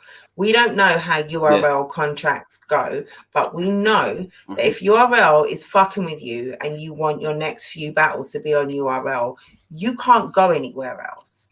So what's in it for A-Ward to go and take young PG up and come like Billy Blue Hat and then go and take, like, I don't think he's getting a name after that straight. Like, I think I can't see it, but I also can't see necessarily what's in it for A-Ward to go over there, because outside of URL, he's killing shit. And one of the biggest questions surrounding A Ward whenever his name comes up is, why aren't you on URL? So he doesn't have the URL cachet, but he has all of the weight and the gravitas to carry that. Like, and the fact that he's not, I love that. The fact that he's not over there, I don't think looks bad on him. I don't know. I'd love to see him go over there, but for me, there are certain exceptions to a rule. And like, can you imagine URL announce, you know, Gnome, and it's A Ward versus B Dot, you know, on Gnome? Like, I don't know, you know, maybe not B Dot. Just what makes sense, innit? Because this is what it is with them. Yeah, B Dot was just the first name that came to my head. Alright, so URL, yeah. What I've noticed about URL is whoever you are, yeah. Like someone like Disaster, for example. When Disaster came to URL, I think they gave him Averb as his first battle. He was meant to go and get Mook in it, but they gave him Averb. That's a notable name, and then they gave him Tay-Rock as well down the line or some shit like this, innit? Now, that was the talk. He was killing it, but he was killing it. Like, when I say killing it, he weren't just so that was Dizzy's first battle on URL. Verb. Yeah, something like Verb. No PG. That's no PG. But you got to understand. No, but wait. Exception. You got to understand the position. You got to understand the position Diz was in. Diz was in a position far beyond what A Ward's in right now. Yeah, agreed. Yeah, like 100%. A Ward to me, it's like this is how they're looking at it. If on the other side, like on King of the Dot and that, they're giving A Ward Pat Stay and these type of man, and then on RBE they're giving A Ward like, I don't know, Hitman Holler and these type of names. Yeah. URL have no problem with saying, okay, cool, like you've already got that underneath your belt, innit? But they know that on their thing, it's a bit mad. Like, think of it like this, yeah, Jen. Me and you's got a league, and we've got 100 soldiers in our league, and 70 of these 100 soldiers are fire, and they're doing their thing. And every time we ask them to do their thing, they do it right, yeah. And there's soldiers on other leagues, and there's one coming up, and because our league is that league, people are saying to him, "Raw, like, boom, why aren't you over there?" Now, if he comes to our league, we respect who he is and everything, but we've got 100 people who we owe our loyalty to that deserve a shot above him. You understand? So it would be better for him to come here and kill someone, so everyone around is like, he deserves that shot, and it's not no thing of, oh, how comes he got the shot? So I think that's what it is. They just want him to come and murder something, yeah, and then they could be like, it makes sense for us to give him them. We know what he can do. Same like Loso. They was playing around with Loso. That's a good point. They was playing around with Loso, you know. Yeah. They don't play with Loso no more because Loso said and when Loso went over there, he's a man that didn't have to be humble and say, "Oh, I just battled this guy and ready to tear." But he said, "No, fuck it." Even Danny Myers went there humble, was already killing it, was the guy. When they're humble, went through the PG system, you understand? And they still didn't fuck with him. And he came back again. And now they fuck with Danny Myers, headlining shit. So I just think they've got too much people to keep their loyalty to. And their overhead of who's getting paid and it's a bit mad. But if A Ward goes over there, I promise you, he will smoke something and he will get different options. He will smoke something, get in there with the life, and he'll want different options, innit? That's what happens, innit? I just think they have to be... They need you to have done them something, done them a favor before they can take you to that next level. Because they can change your whole life now. They're Hollywood now. Getting great points, It's Hollywood. It's real Hollywood over there. I think back in the day when it was an equal setting to other leagues, you could be like, why should I have to do anything? But you can go to Smack and be on a billboard next week now. You understand? You go to Smack, different people are looking at you, you're meeting different people. You like, if A Ward has a battle on Smack, they're flying him to Hollywood. They're flying him to LA to do his thing. You get what I'm saying? He's not going to Atlanta, he's not going to New York. They're flying him to LA, to Hollywood, to California, whatever it is. Because they're filming on film sets and shit like that. Big cameras, this, that, the other. caffeine, and bro, you have to put in work for them. You have to. It makes sense to me. Like if I went over there, I wouldn't have the nerve to be like, "What are you talking about? I was champion of the UK." I'll go there and say, "Who do you want me to smoke? I don't even Yeah. care if he hasn't battled before. Just put me on. Let me do my thing, and Yeah. I'll prove myself up." You get me? It's not gonna take me long. Yeah, for real. I I say I hear roll that. anytime y'all roll up. Come on, smoke That family, CEO and smoke out. NYHD. Yeah. Wow. My mouth doesn't always work how it's supposed to. Right, ignore the comments. Facts gen. I don't know what I said, but I'm always just speaking pure facts, so it could have been anything. Live up to what you're telling people. Okay, yeah, RBE. Yeah. I don't think the card as a whole didn't deliver, especially for the price tag. Yeah.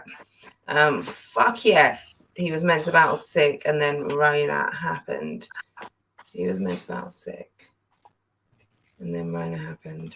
He might be talking about Immaculate, maybe. I don't know. Maybe Mac or A-Word, because we talk about Immaculate. Sharon did well on URL. Yeah, see? They tried to play with him. He did well, and then they gave him Shug. The URL killer. Oh, well. Ward lately been on fire. Yeah. For a minute now. For a minute. Yeah.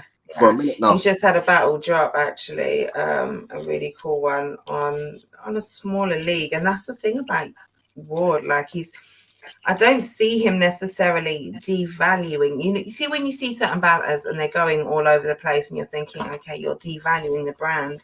I don't necessarily see that with Ward. But what I do see is perhaps a disadvantage in having a core home league. I mean, is King of the Dot his home league? He was Rookie of the Year a couple of years ago over there. Did he start on iBattle? Did he? I'm not sure. Again, questions I don't know where he for Ward. started. What's your home league? Do you have allegiance to anyone? Do you have a home? Is there anyone in the comments? Does anyone in the comments know where A-Ward started? Let me know if you do.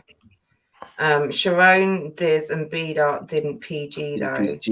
Yeah, because they built their stock so high before they went there. Sharon was already the man. Diz was already the man. B-Dot was already... B-Dot had already gone viral before he got there. I was going to say B-Dot had the viral moment. So in sort of business sense, it makes sense to sort of capitalize on that. And it wasn't just a viral moment. He had the ability to back it up, obviously. Also, he had already battled notable names, like big names outside of there. So we know what you're capable of. He was oversaturating himself right now, for real. I don't know. There's a certain battler. Like, because you got to think, like, people like Loso, A-Ward, Geechee Gotti, they've got this ability to be very, very consistent week in, week out with the thing. Do you get what I'm saying? Like, some battlers have just got it like that, really. And it doesn't oversaturate. Danny Myers has it right now. Like, you might have said Danny Myers a little while ago was oversaturated, but right now, he's on point every time. Exactly. Even like Twerk, when he gets into them little grooves where he's battling every different league and all this type of stuff, like he does a lot of work. I'm right, granted, he does recycle bits and pieces, but it's like they still getting 3 rounds off here and there, innit? I said Sharon got shit out the game. Exactly, because he already made his name. The whole Smack Killer persona. Yeah. And you know what's crazy? Alright, watch this. This is a very key point. The Smack Killer thing was a narrative that Sharon created, and then he went to Smack. And the B-Dot thing, he created this narrative where, fuck, should I do a PG? I ain't doing no PG. Like, and then by the time he's gone there, no PG. You understand? So A-Ward would do well to say, I'm not doing a PG. I'm gonna prove to you why I don't need to. And then by the time he goes there, he won't. You get me? Just keep doing your thing and let them know now I'm not doing that. And then by the time you go there, you won't have to do it. Yeah. Or you can go there and smoke something and be in the family. Do you get what I'm saying? Yeah. Supposedly, Ilmac was going to battle Calm Rivers. I said Ilmac was going to battle Seek, but even then, A-Ward and Ilmac don't need people at PG level. Not saying Seek is, but Ilmac's been... They would never give Ilmac a PG. That's not even worth saying. They would never do that. They wouldn't. Like that. That would never happen in a million years. That if they offered him that, they're trying to be funny. They're actually trying to mock him, innit? Literally. Yeah, surely not over at URL. Joe says there's got T-Rex T-Rex and and Tay-Rock. Yeah, Tay-Rock. yeah. From the get. Loso was Loso was persistent. persistent with it though. Loso had a Get Me On URL campaign. A-Ward ain't with that. Ward's just putting in his work. Yeah. Yeah. That's That's it. me. That's Like the link. Ward is like, he's like a If you want craftsman, to innit? You're like join the a tool bag. conversation, sorry, Rivers. If you want to join the conversation, the link's there in the comments. Tap in and come and talk to us. We're going to change the subject in a minute.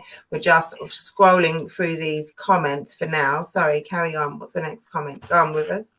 Ward putting up his numbers without URL. Yeah, that's it. And if he continues to, they'll give him another. Like, it's the same with all leagues, isn't it? You work hard. The harder you work, the better you do, the better the offer that they give you will be anyway. You understand?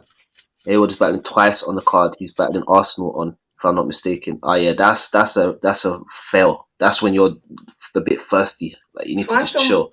He's battling twice on the Arsenal card. I don't think so. Is that right? It sound like, you know what it sound like? It sound like he's chasing the bag. It sound like he's chasing the bag. I need to check that card because I don't think so. I could be wrong. But because he's also, like I say, so he battled Ill Will yesterday. He's got Excel next weekend on iBattle on a dope card. Like, that is not a battle he can afford to sleep on, because Excel could easily, I don't want to say smoke A-Ward, but he could get A-Ward out of here. What am I doing? I'm looking for this Arsenal battle. That's it. And to have Arsenal, I think it's like 2 or 3 weeks later. I don't know that A-Ward is that complacent that he would battle twice on a day that he's battling Arsenal. Like, who does that? I don't know if I can see A-Ward beating Arsenal, you know. It's Do you know why? It's because Arsenal's willing to go to that place that A-Ward can't go to. And he will take it even further than that against A-Ward. He's going to go so hard. I don't know, man. Okay, so 22nd of May. So it's a good 6 weeks after he battles Excel. So maybe there's a break. But I don't think he's battling twice on that card. I'm sure I saw it on the card earlier. The Rebirth, so it's in Flynn. Arsenal versus A-Ward. I'm just looking on Arsenal A-Ward's page, and that's the only battle that I can see advertised. Someone let me know if I'm wrong, but I don't think A-Ward would be that daft to have a battle against Arsenal and another battle on the same day. It's a bad move, bro. Yeah, he battled Clutch a week before. Yeah, I was saying that. Yeah, a week before Ill Will, and then he's got Excel and Arsenal. Yeah, we were just saying that. And the Arsenal battle, wouldn't surprise me if he actually maybe takes a battle in between Excel and Arsenal, because that's 6 weeks between them. It would be sensible for him not to. I can see him doing it. I mean, he works hard. He's a hard worker in it, and I also think he's chasing the bag, man. It's clear now. He's chasing the bag, bro. He's getting paid nice money. Get your money, A-Ward. And he's giving good performances for the money as well. So you get me. Exactly. I don't blame him. They need to up his pay. They need to up his pay so he can battle he can battle less, like 50% less, and really give, man. Because that last performance against Ill Will, I haven't seen him. That to me, it was kind of lackluster. I don't know what everyone else thinks, but I didn't. He's battling someone called Money Mitch. This is why you see things like this. Is why I say you can't be talking. I ain't taking the PG, because you basically are. You understand? If a man could just pay you to battle Money Mitch, whoever the fuck he is, you might as well go to Smack, do the PG, and be in there. You understand? That's what I think, anyway. Is that on the same card as Arsenal? Surely not. The Rebirth, he could never be that dumb. ABCD Battle League. Let's have a look. Let's do our due diligence. But we're going to, we are going to. Do you know how disrespected Arsenal will feel when he sees, hold on, you booked another battle on the same card? It will have for you. Bro, he, like, he probably wasn't even motivated until he saw that. Seeing that is going to make him say, what? He's going to the write level 3 of million. disrespect that he's going to have, the way your mother, your daughter, your sister, and your father are going to be dragged through the mud. Your dead family members and shit. Let's have a look at this card.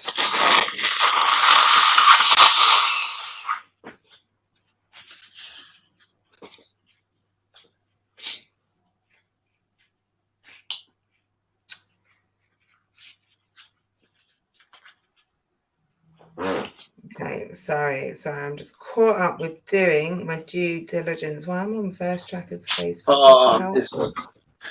Where is ABCD Battle League?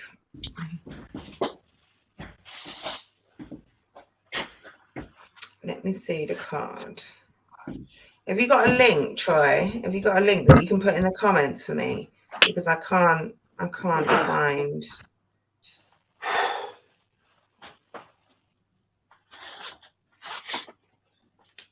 Okay, ABCD Battle League and the Rap Committee have announced Arsenal vs A Ward. Previously announced is the 2-on-2 M City versus Mac Myron and Dre Dennis and Don Marino. Okay. Let's see the card. Let me see it. That's an interesting 2-on-2. Those are the only 2 matchups that Verse Tracker has announced for that. So yeah, I'm not sure about that. Mad Dog says A Ward started battling on the Connects Battle League. Okay. All right. I don't know where that is though. Where's that? Card on Facebook. Thank you, Troy. I'm gonna have a look. Okay. Wow. I haven't seen this. Okay, that's a whole card. I just looked on Verse Tracker. Let's see. How can that be? So Twerk is on that card. What league is it? ABCD Battle League. Oh, what a fucking creative name! You get what I'm trying to say? The man said, "Oh, what can we call our league?" Oh shit, ABCD. Yeah, you got it. It's like, bro, what the fuck? ABCD Battle League. Like, I think that they made their name with Google in mind.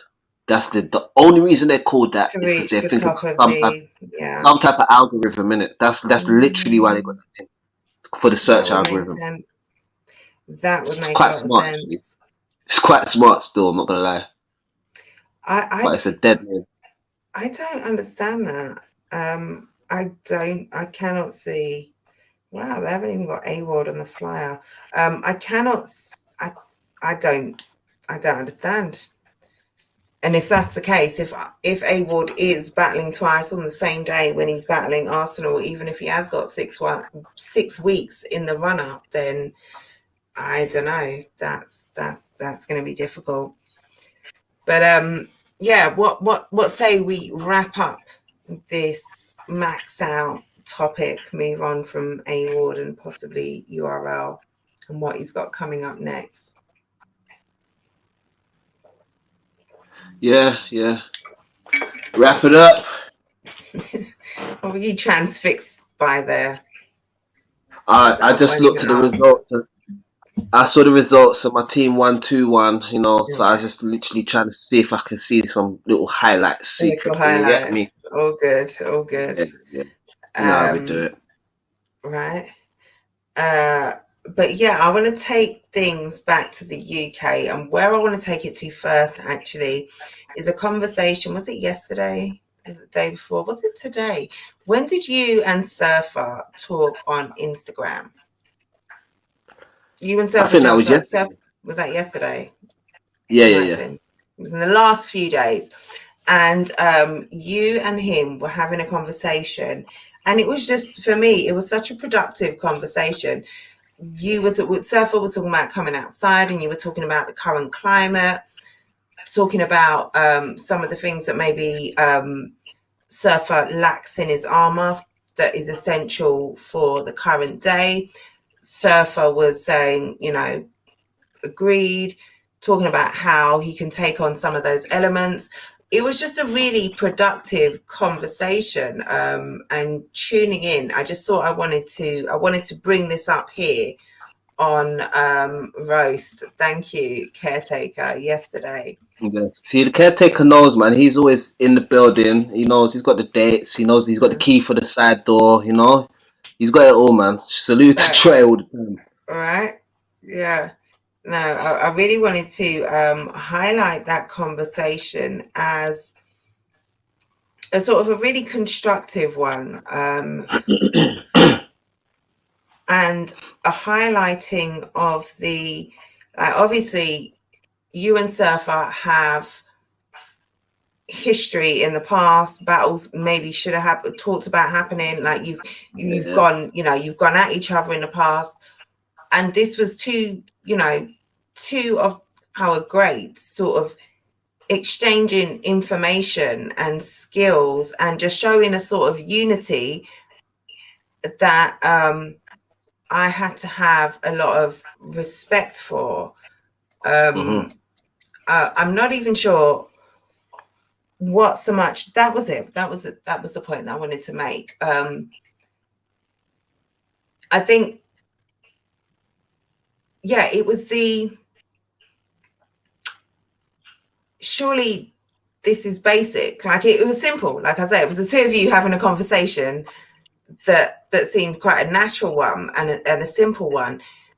But it was the fact of who you two are and the perceived hostility that should be between you, and you saying to Surfer, hey, I think there are a few things you're lacking in your game, and Surfer saying, you know what, I agree. I don't even know how to do those things. Like, here's what I do, and I do it super well, but I don't even know how to venture into those things. I'm not. And you say, no, and then Scoop jumping in as well.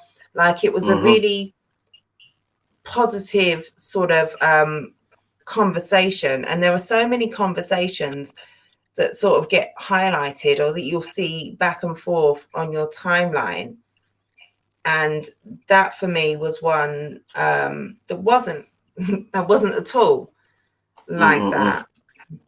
I mean, like, like for me as a battler, I look at it like battle rap is a factory. Yeah, the battle rap itself is a factory, and all us battlers are just like employees, colleagues. Do you get what I'm trying to say? Like, I'm sure like if I had a cousin and he played for Chelsea and I played for Man United, and I'm taking the free kicks at United, he takes free kicks at Chelsea, and he could tell me how to curl the ball better. He's gonna teach me. He's gonna say, yo, bro, you need to like raise your knee a little bit when you follow through so that the ball dips. You get what I'm saying? And keep your back straight so that it doesn't go over when you lean back and all. Like, if he's gonna tell me all these things to help my game, you understand? I'm just gonna perform well when I'm playing for my team and do my thing, innit? Like, if we bump heads, we both are at our best, so we'll just have a better battle anyway.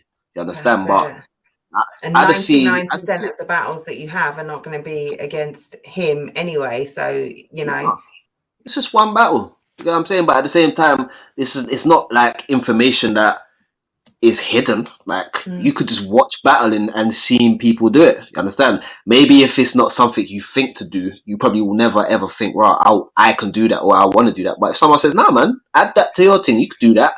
Like maybe you will do it. Maybe you'll add it. And one thing I say, I commend him for how he took me even saying that to him, because he could have took it in another way. He could have been like, raw.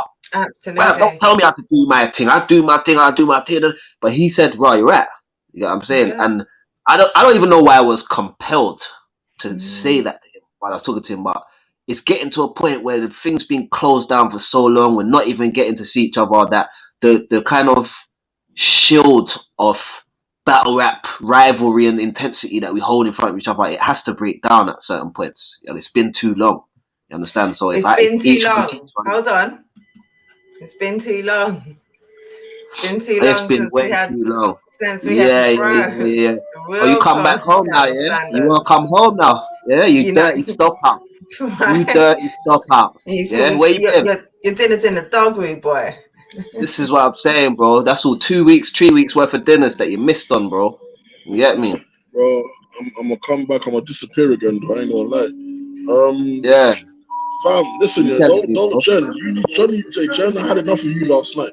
Yeah, I had enough of your nonsense last night. Listen, hold on. Don't put out those narratives. Don't put out them sort of narratives. We were live. Listen, we know you lot was live. We know you lot was live. Don't worry. We know you was live. I can't say anything now, innit? I'm just that bad. That's it. You're that guy, bro. You know why? Because you got a following now where if you say something, the whole of UK is thinking that you and Jen was up to some shit last night now. They don't be watching the lives.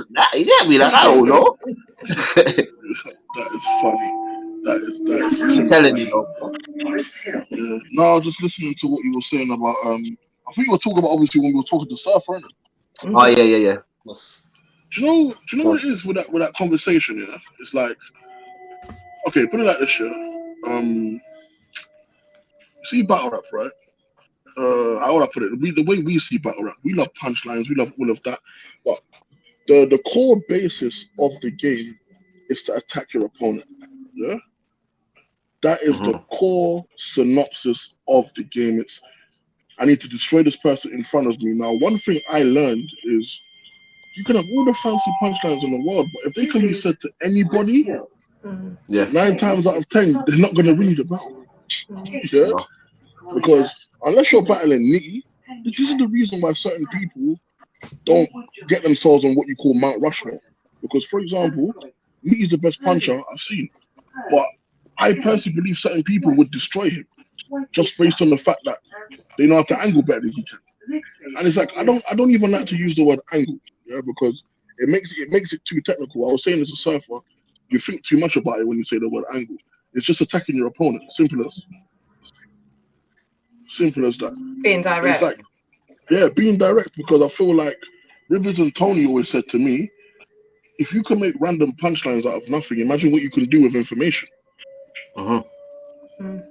And some of the stuff you can come up with, like your brain gets more creative. Because I think to myself, to how much times can you reinvent how to shoot a gun, or how to do a knife bar, or it's like these guys that constantly do jokes to me. It's like, bruv, we get it.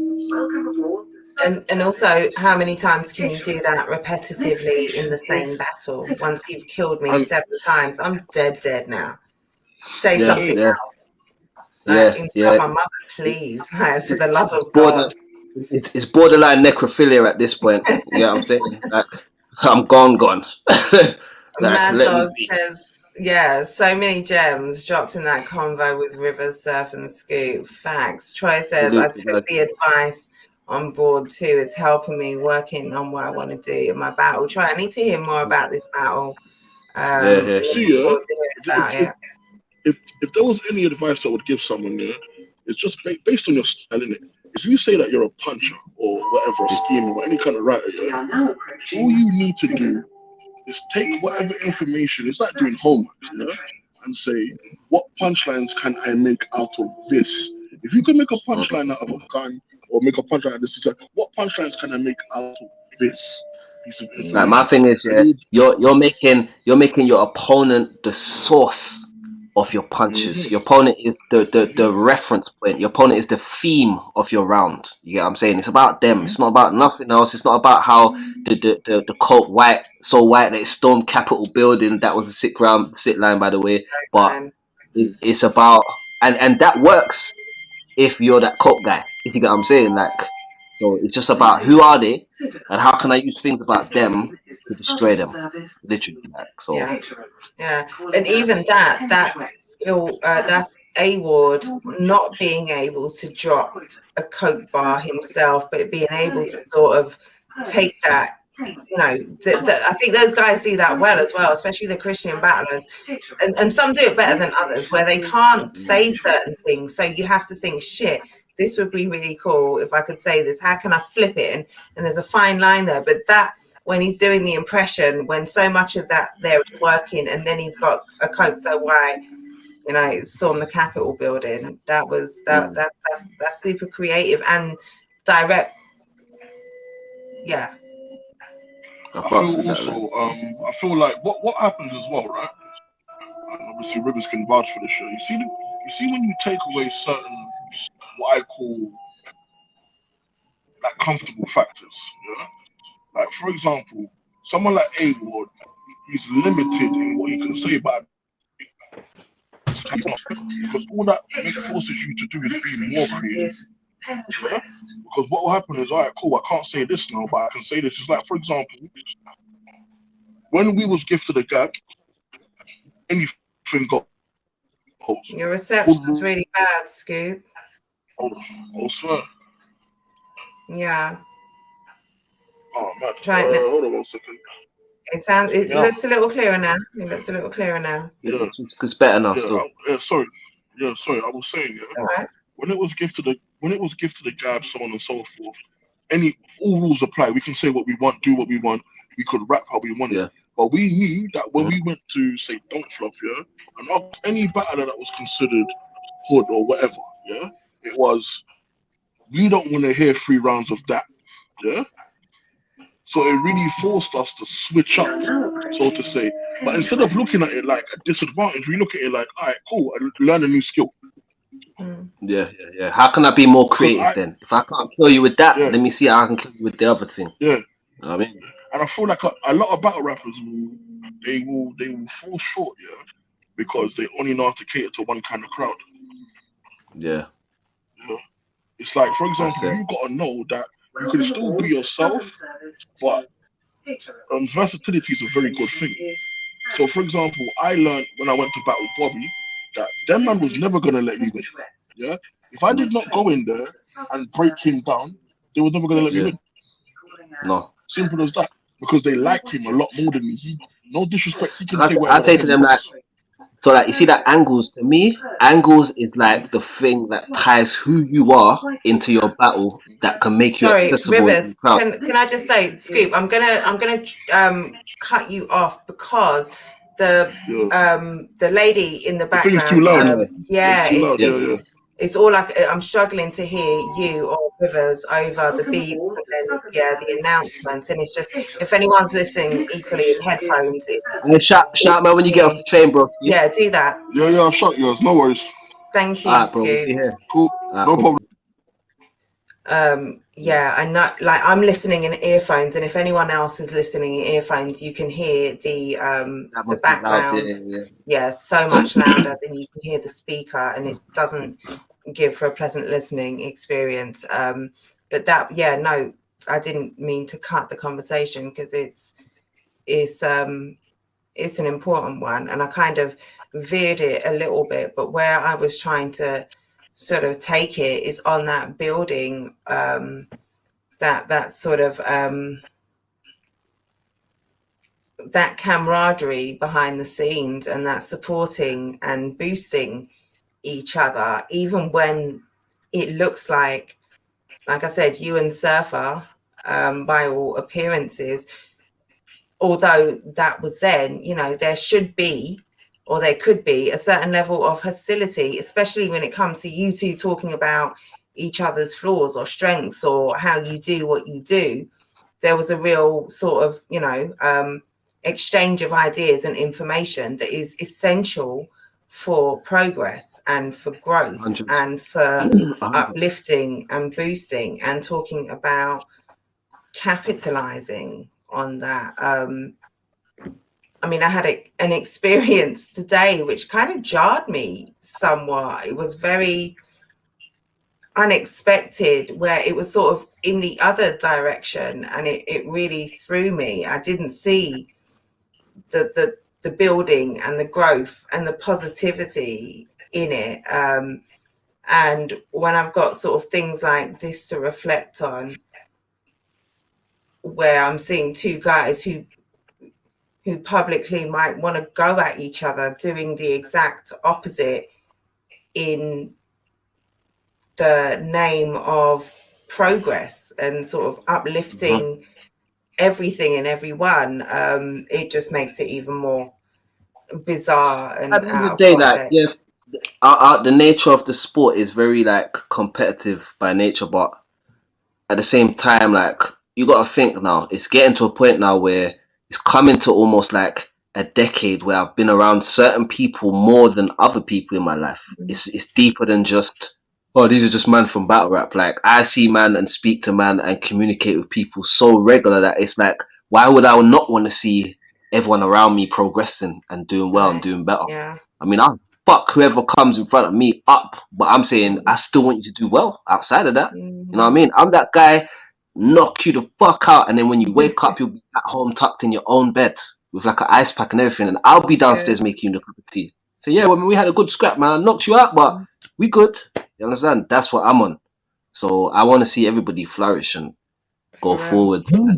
I feel like you gotta understand, like with especially that Surfer. I feel like the reason why he doesn't want to come outside for everybody is because he knows that that's the chink in his armor right there. Not being able to fight their fire with his own fire of his own.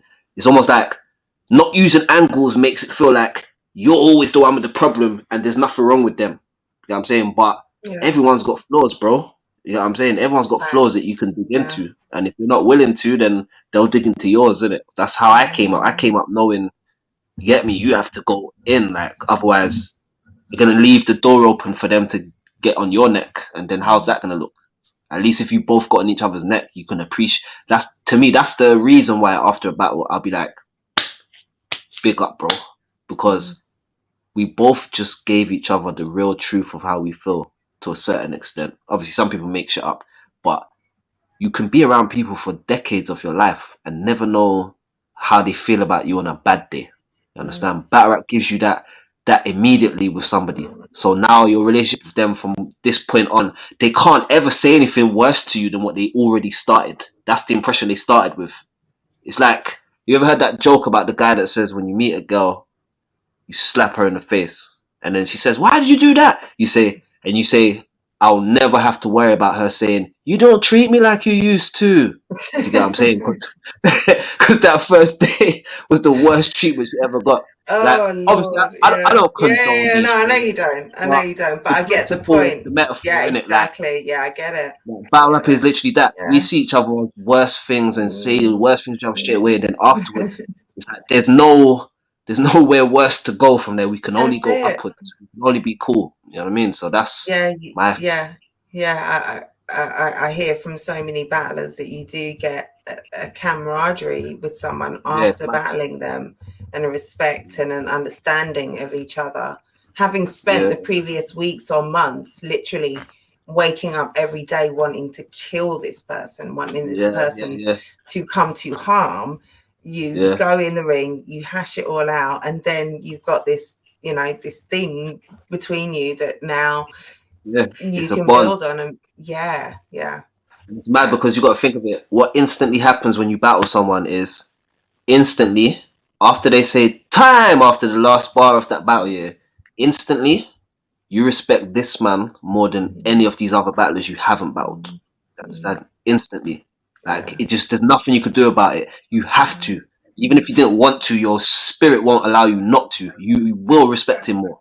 Because he's already said all that shit. The other people, they ain't said it yet. They're still plotting. They got their ideas behind your back. he's good. You know what I'm saying? That's your dog now. So a lot of people are you cool with Unanimous? I'm like, yeah, bro, what the fuck? We battled. Me and Rap, we cool. We battled. You know what I'm saying? But people that haven't battled, a bit more cagey with.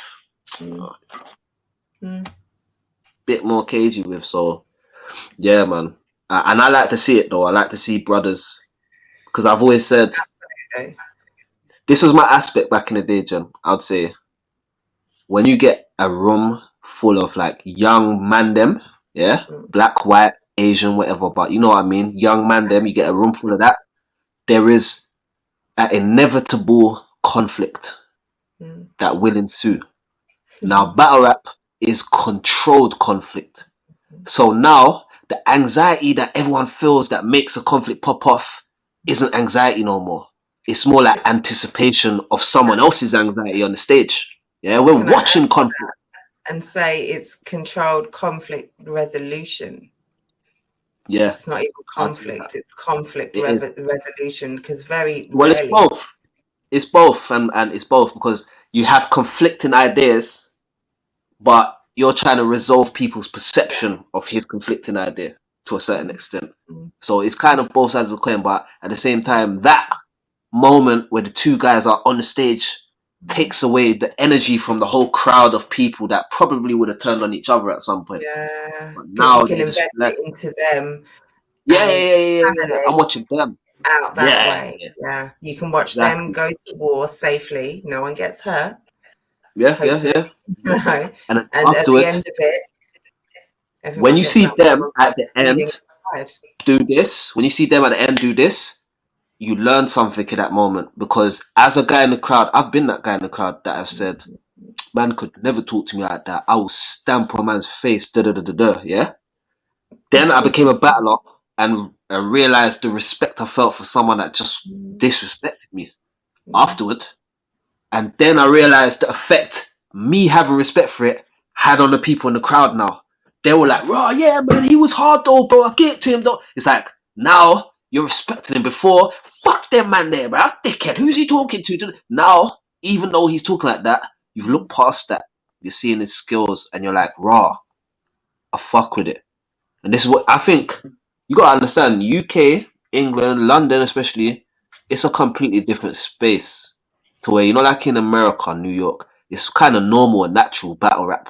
People having conflict, loud and brash. Over here, there's a lot of problems for certain attitudes in it. So to even have battle rap, we still have like a stigma attached to it where people think, what battle rap? What man talk about? Suck my mum? Are you dumb? I'll do like man still has that perception that it's not skilled. It's just about going in there and chatting shit. Disrespect. Disrespect. So we have a responsibility to let them know, no, it's not just that. And even if it is that, there's a professionalism to disrespecting each other. And afterwards, you did your shit. I like the way you disrespected me there. I like the way you disrespected me there. Well done, bro. You want to go get a drink? Yeah, alright, cool. That's the game. That's literally the game. Well, you know, I'm all for continuing those conversations that elevate the game and paying attention to the positive energy wherever it lies and ignoring the bullshit. I wanted to go, I had another sort of topic to go to, but I kind of feel it's a bit serious. I'm not in a serious mood right now. Let me see, what were the comments saying? It's what I said to y'all, what y'all said to Crash when he battled Tech. Tech only won because he was more direct. Make your bars opponent specific and you'll go further with what you're doing. I mean, 1 + 1 = 2. Those be the best. The life flips, the, you know, the direct.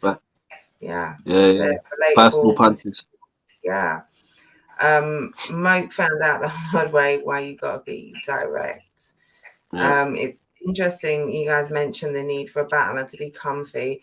I think people that needs to, I think people that needs to happen straight away.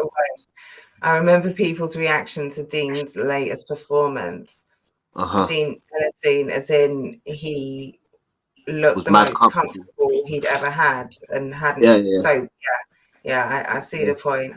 I see the point. And go on. Oh, go on, Rivers. I was gonna say, like, especially with Dean, I was saying like Dean finally is wearing who he is on the outside, where he's always internalized it. Do you get what I'm trying to say? And that's why he's so comfortable. And I respect it, man. I've seen him come far. Like, you get me? He's definitely deserves his spot still. He looked so comfortable in that last performance, and I think you're right. Absolutely, that's it. Agreed. A lot of battlers don't want to work on their craft. They just want to have a piss up and see their friends. It's a big fact.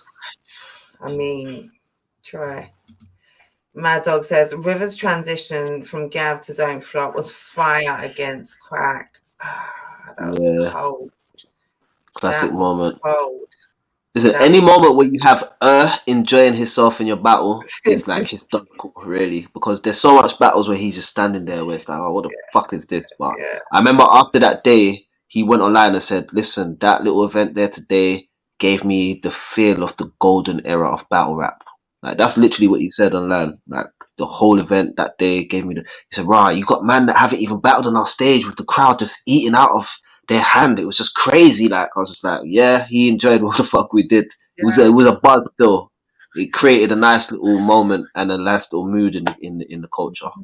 Because I mean, I guess from you have the principles of rap and battle rap and enough experience and creativity, you should be able to ply your trade on any stage. You should be able to sell your material if you can stand on what you've got and you know how to perform, to read the room, then and Rivers does that so well, as evidenced against Quack. CEO MYHD says, where can I watch your battles, bro?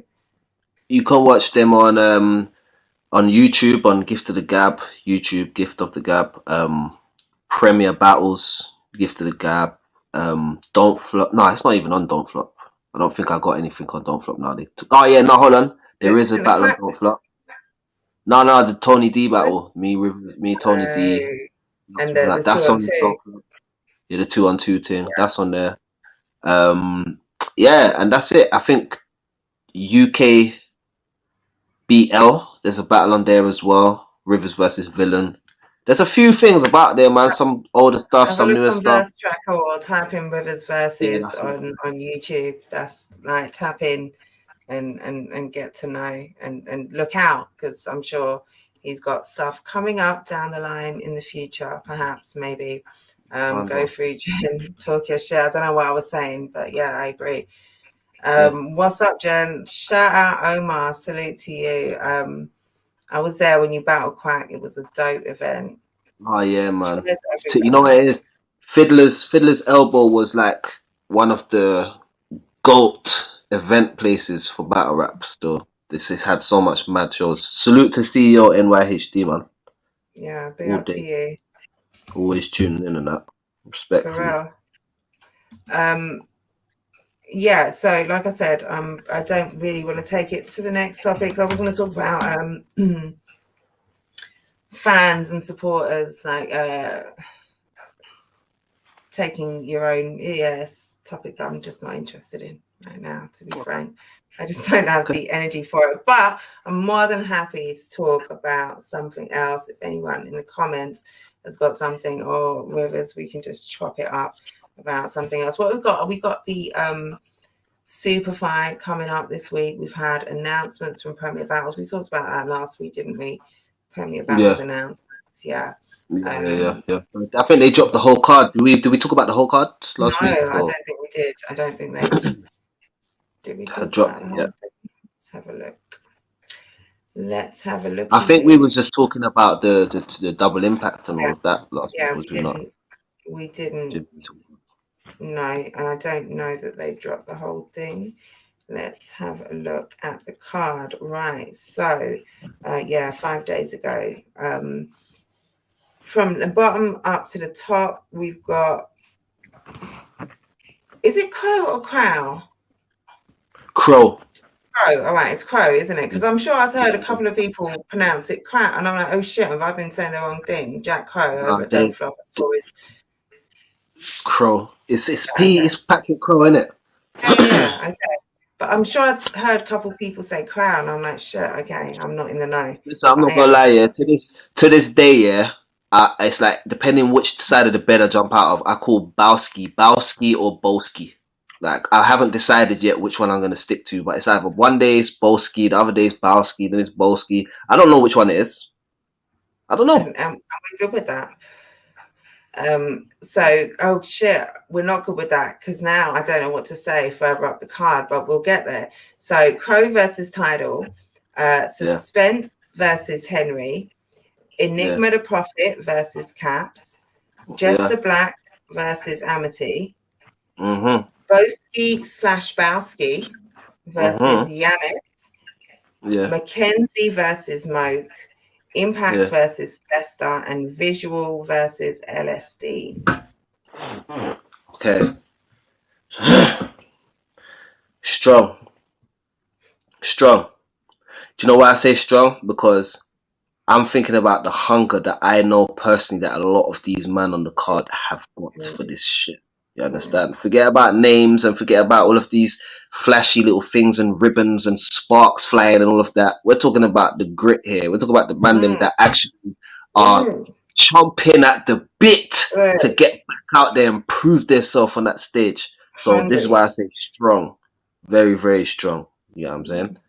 Very strong. What start at the bottom? What was the first one? It was Crow. Listen, let me tell you something. Tidal Mm. is he's all right writer. He's quite witty and stuff like that.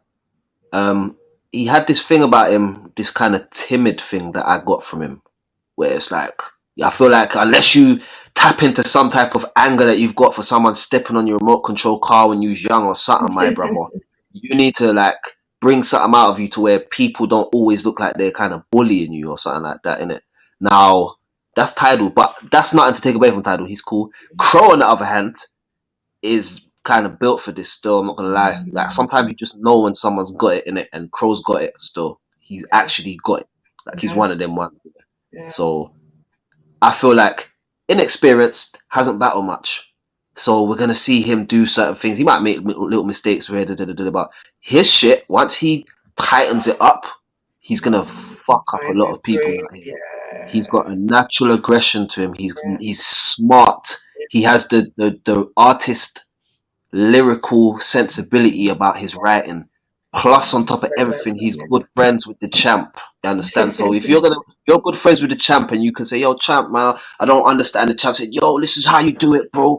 Bruv, you're good. You understand? So Crow, he's one to watch for me, innit? Regardless of the result of the battle, he's one to watch, innit? Yeah, agreed. But I got Crow. Agreed. I got Crow. Okay, Literally, next, yeah, I got Crow too, literally and figuratively, but they're both literally. Neither is figurative. We've both got Crow and got Crow.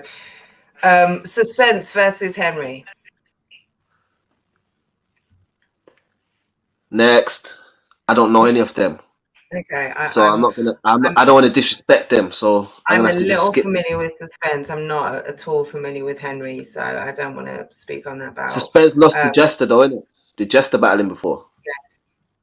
And Jester beat him, and it was an uproar like, "Oh, how did Jester win with them stupid ass gun bars?" Some shit like that, right? Yeah. Okay, I never really heard him. Still, no disrespect to Suspense. I'm sure you know what it is. If he's in the fold still, then Premier Battles, they rate you, bro. Like they respect what you do in it. So I'm guaranteed he must be good. He must be good. All the battle rappers are good. Some people are fire, but he must be good at least. You understand? But I haven't seen him, so I can't really comment. And Henry, literally, last time I saw Henry, he was hoovering my kitchen, so I can't even really speak on him. But like literally, this is one of them. I haven't seen Henry since my mum's last old house, hoovering the living room. So. You know what I'm saying? Enigma the Prophet versus Caps. Yeah, we both saw them in action recently, a few weeks ago. Yeah, I think a couple of weeks ago, I think Enigma had a better performance. A couple of weeks ago, out of the two of them, obviously in their respective battles and shit. There were two different battles. One was a one-rounder. One was sort of a surprise battle. It wasn't really like the last time I've seen Caps strong was against AJ Raw. He kind of owned the room that day. He was doing his thing in it. I think he's going to a different room now. They're much more critical of things in this arena.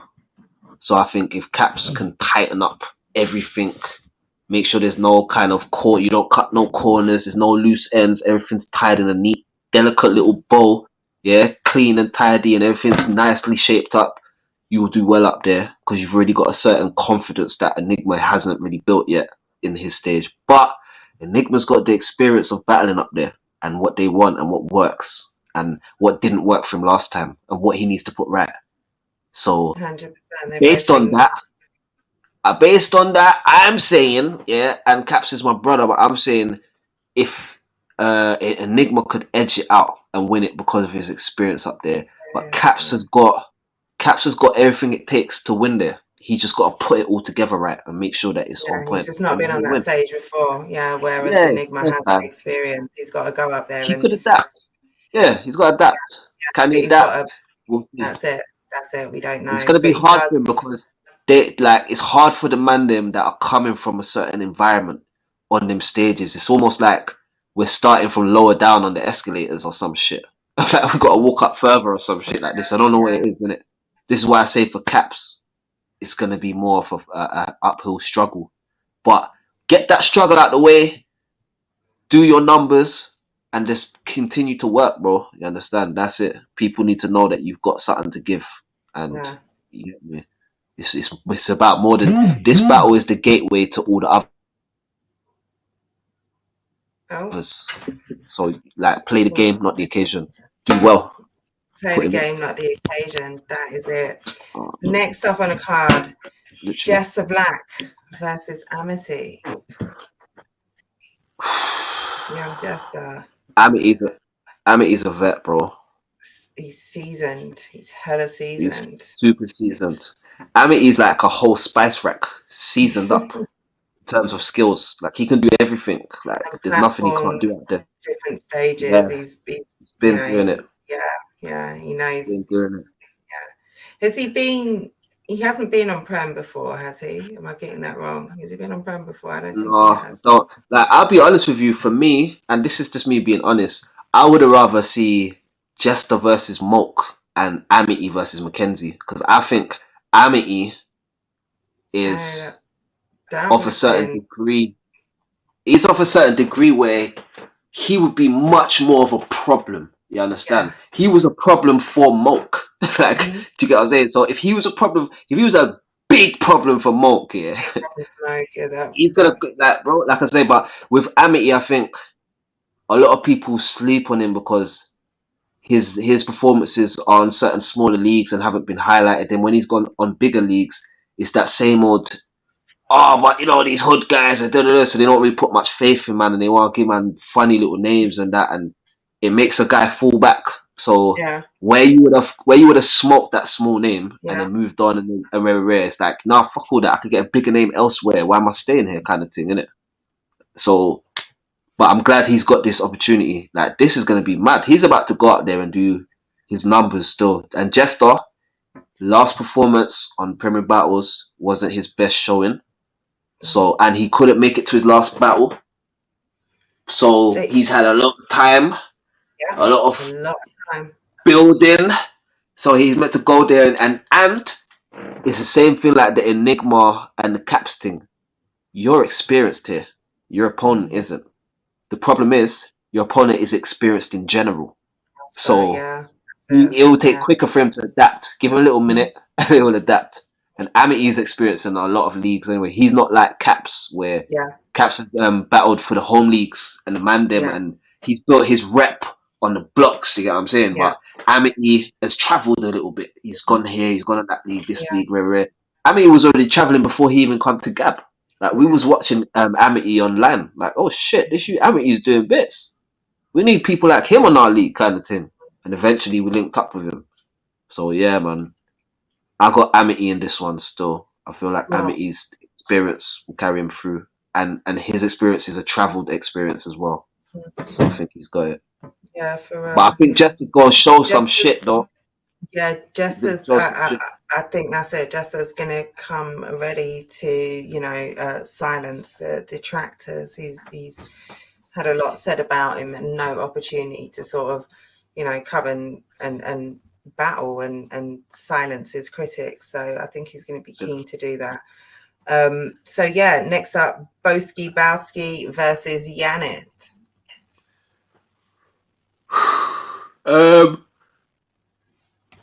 Yanith is improving every battle. He's, because you know what it is about Yanith here?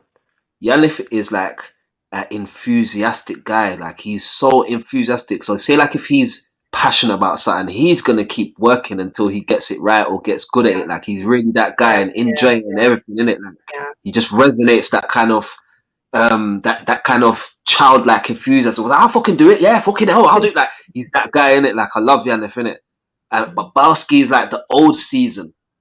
You know, the old season, and he's getting to that kind of stage where, like, he wasn't a name when all the other people from his class came up and built and became whatever they became, but he still got the skills they got. Understand? He just never really was as active as them. He had things going on, some health stuff as well, and but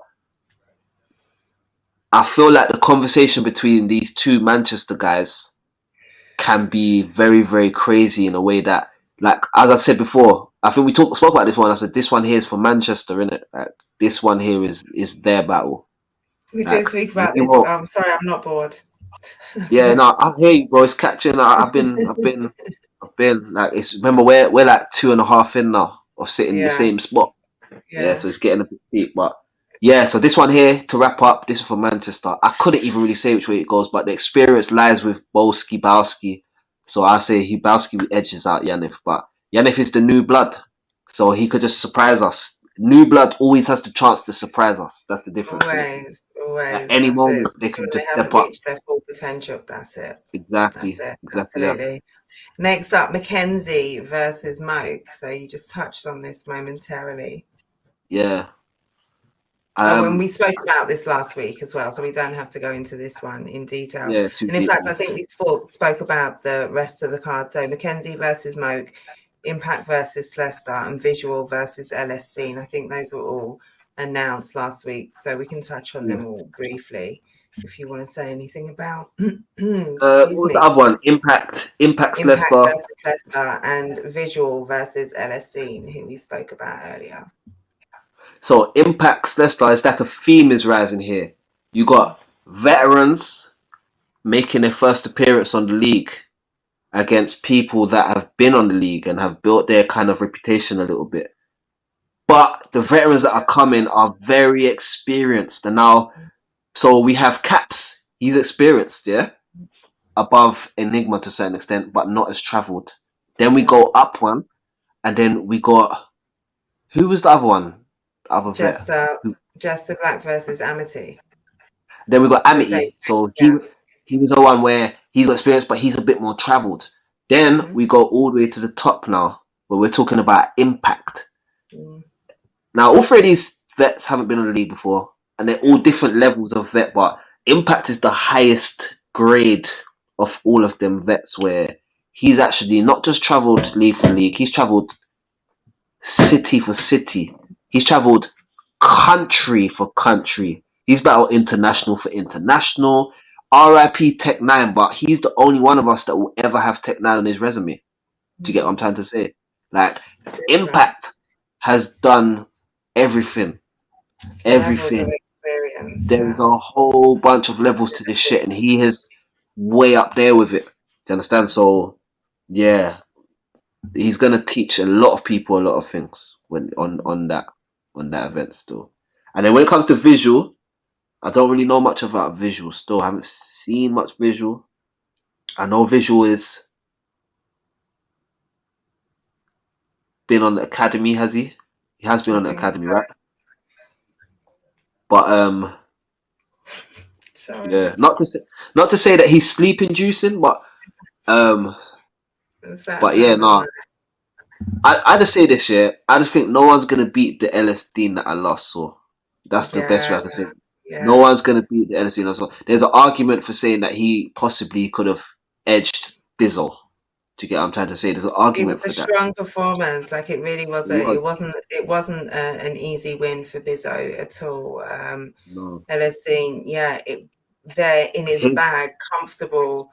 Fully dangerous. For real. But the reference points were maybe a little too niche for the moment of this tournament, innit? So I feel like Bizzle found the right mix of just condensing it down into like, fuck you, this is what you're doing wrong, blah, blah, blah, time. So he learned he's got a good... I like Bizzle Bond still, you know. I'm not going to lie to you. I think Manchester needs Bizzle Bond. Like, they ain't got Raptor no more. Do you get what I'm saying? They need Bizzle Bond. Yeah. Hold on 1 second. 1 sec. Let me mute you. Let me answer this call. Okay. Yeah. And I'd say Bizzo is well equipped to sort of carry that energy. He's hungry. He's making music. He's doing battling. He's writing. He wants that spot in the final. He wants to take it. He wants that $2.5 grand, and he wants that flight to go and battle on King of the Dot. He's a real force to be reckoned with right now, and he's got the talent, and it's not as though, you know, Bizzo's been around a while, and similar to LSC, I guess he he took a while to find his level of comfort and even to up his writing, to up his, you know, his skills. And now that he's found his zone, I think he's just going to continue to build and excel with experience. So, yeah, for Manchester, that's a look. No, definitely, man. Salute to Bizzo, man. Yeah, Fuck with Biz. Facts. Let me run through these comments. Can we get your super fight predictions? Yeah, we should have done that. We did undisclosed. Maybe we'll jump on in the week. I'm certainly going to have to do some super fight. I will be doing. There will be a super fight predictions on the channel. Maybe we'll do a midweek roast or something with us, on like a Wednesday or Thursday or something, late night dinner or something. And we'll do that. But we don't really. I know if I say okay, we'll do that for 5 minutes. That's half an hour minimum. And I don't have it in me right now. And I'd have to find it. Can't wait for Undisclosed. It's going to be crazy. Absolutely. All us man need to get a minibus up from London. I will be there. Believe me. I've already got plans. That's it. Yeah, Troy, you'll be there. Guaranteed. However, it goes down, it will. It's going to be a movie. Crow is cold. Henry battled sleepy and got washed. Oh, wow. Battle's going to be crazy. That battle's going to be crazy. I'm not sure what that one was, but yes, okay, maybe it was Caps versus Enigma. Cap says, "I got you, my bro, 100%. Love to hear that. Salute to you, Caps. Much love. Really looking forward to this battle. You guys come into Premier Battles, absolutely. Yeah. The roasters are gonna be in the building, man. April Fools. Sorry, Connor. I'm afraid it was an April Fools, but you know, Gaddis, I think, is going to be battling on King of the Dot. And who put it to me? I think it was Excel actually saying that she's somebody who could potentially battle for the belt over there if she stays over there. My verse is gunning for a battle on URL. And I'd like to see her get it for real, but that one, that was an April Fool's. Gas is fucking hard though, man. Jesus, she's hard as nails, bro. Like so that last battle against RX, that was a mad thing. That was mad. And to me, it's like I want to see her against the biggest male names. Fuck these women. No disrespect to them. Yeah, she would. I don't feel like. I feel she's wasted. No. I feel she's wasted. Okay, wasted. For fuck's sake. No, I feel she's wasted against my verse. Still. Yeah, absolutely. No, and I don't think it would do anything for my verse. And yeah, there are much better, even against the women, there are much better matchups for her. But I definitely see her. I see the better matchups being with some of the men. So yeah, hopefully 2021 we'll see her. King of the Dot they haven't made any announcement. They're due some announcements. They haven't announced anything, have they? They announced anything? I don't think they have. So they must be King of the Dot. Yeah. Some Twitch thing, I'm sure. I'm sure they said something about something. I'm sure I heard there was a post about King of the Dot. Maybe I missed it. I don't know. Maybe it was just. They always got something cooking, Jen. That's it. That's what I'm saying. So announcement is due. In fact, some of the Grand Prix battles are coming out recently. That's it. So I'm expecting to get something soon. And I know. Yeah, hopefully Gaddis is going to be over there and doing some shit. So we shall see. But yeah, I think we can wrap it up. 2.5 hours. It's half 12. We started early, so we're finishing quite early. I respect it. I like the respectable start time, the respectable finish time. You get me? We can get an early night, ready for Monday now. I'm trying to say no 3 a.m. business. You get me? How it's supposed to be. Watch some Netflix, Well, thank you, Mr. Ambassador. always, always. Okay, well, thank you so much to everyone in the comments, the family for tuning in, for staying with us, keeping us entertained and involved and engaged. Thank you. Much love to you. Like, subscribe, share, all of that stuff. I'm sure you're all subscribed anyway, but to the people who are later watching this on YouTube, if you're still here, then like, subscribe, share, go and follow Rivers on Instagram and Rivers Twitter. _LR, Rivers _LR, Rivers LR everywhere. Come on, man, follow me, man. I'll follow you back. There you go. There you go. And I am everywhere, London Jen, all one word, 3 N's on the Jen.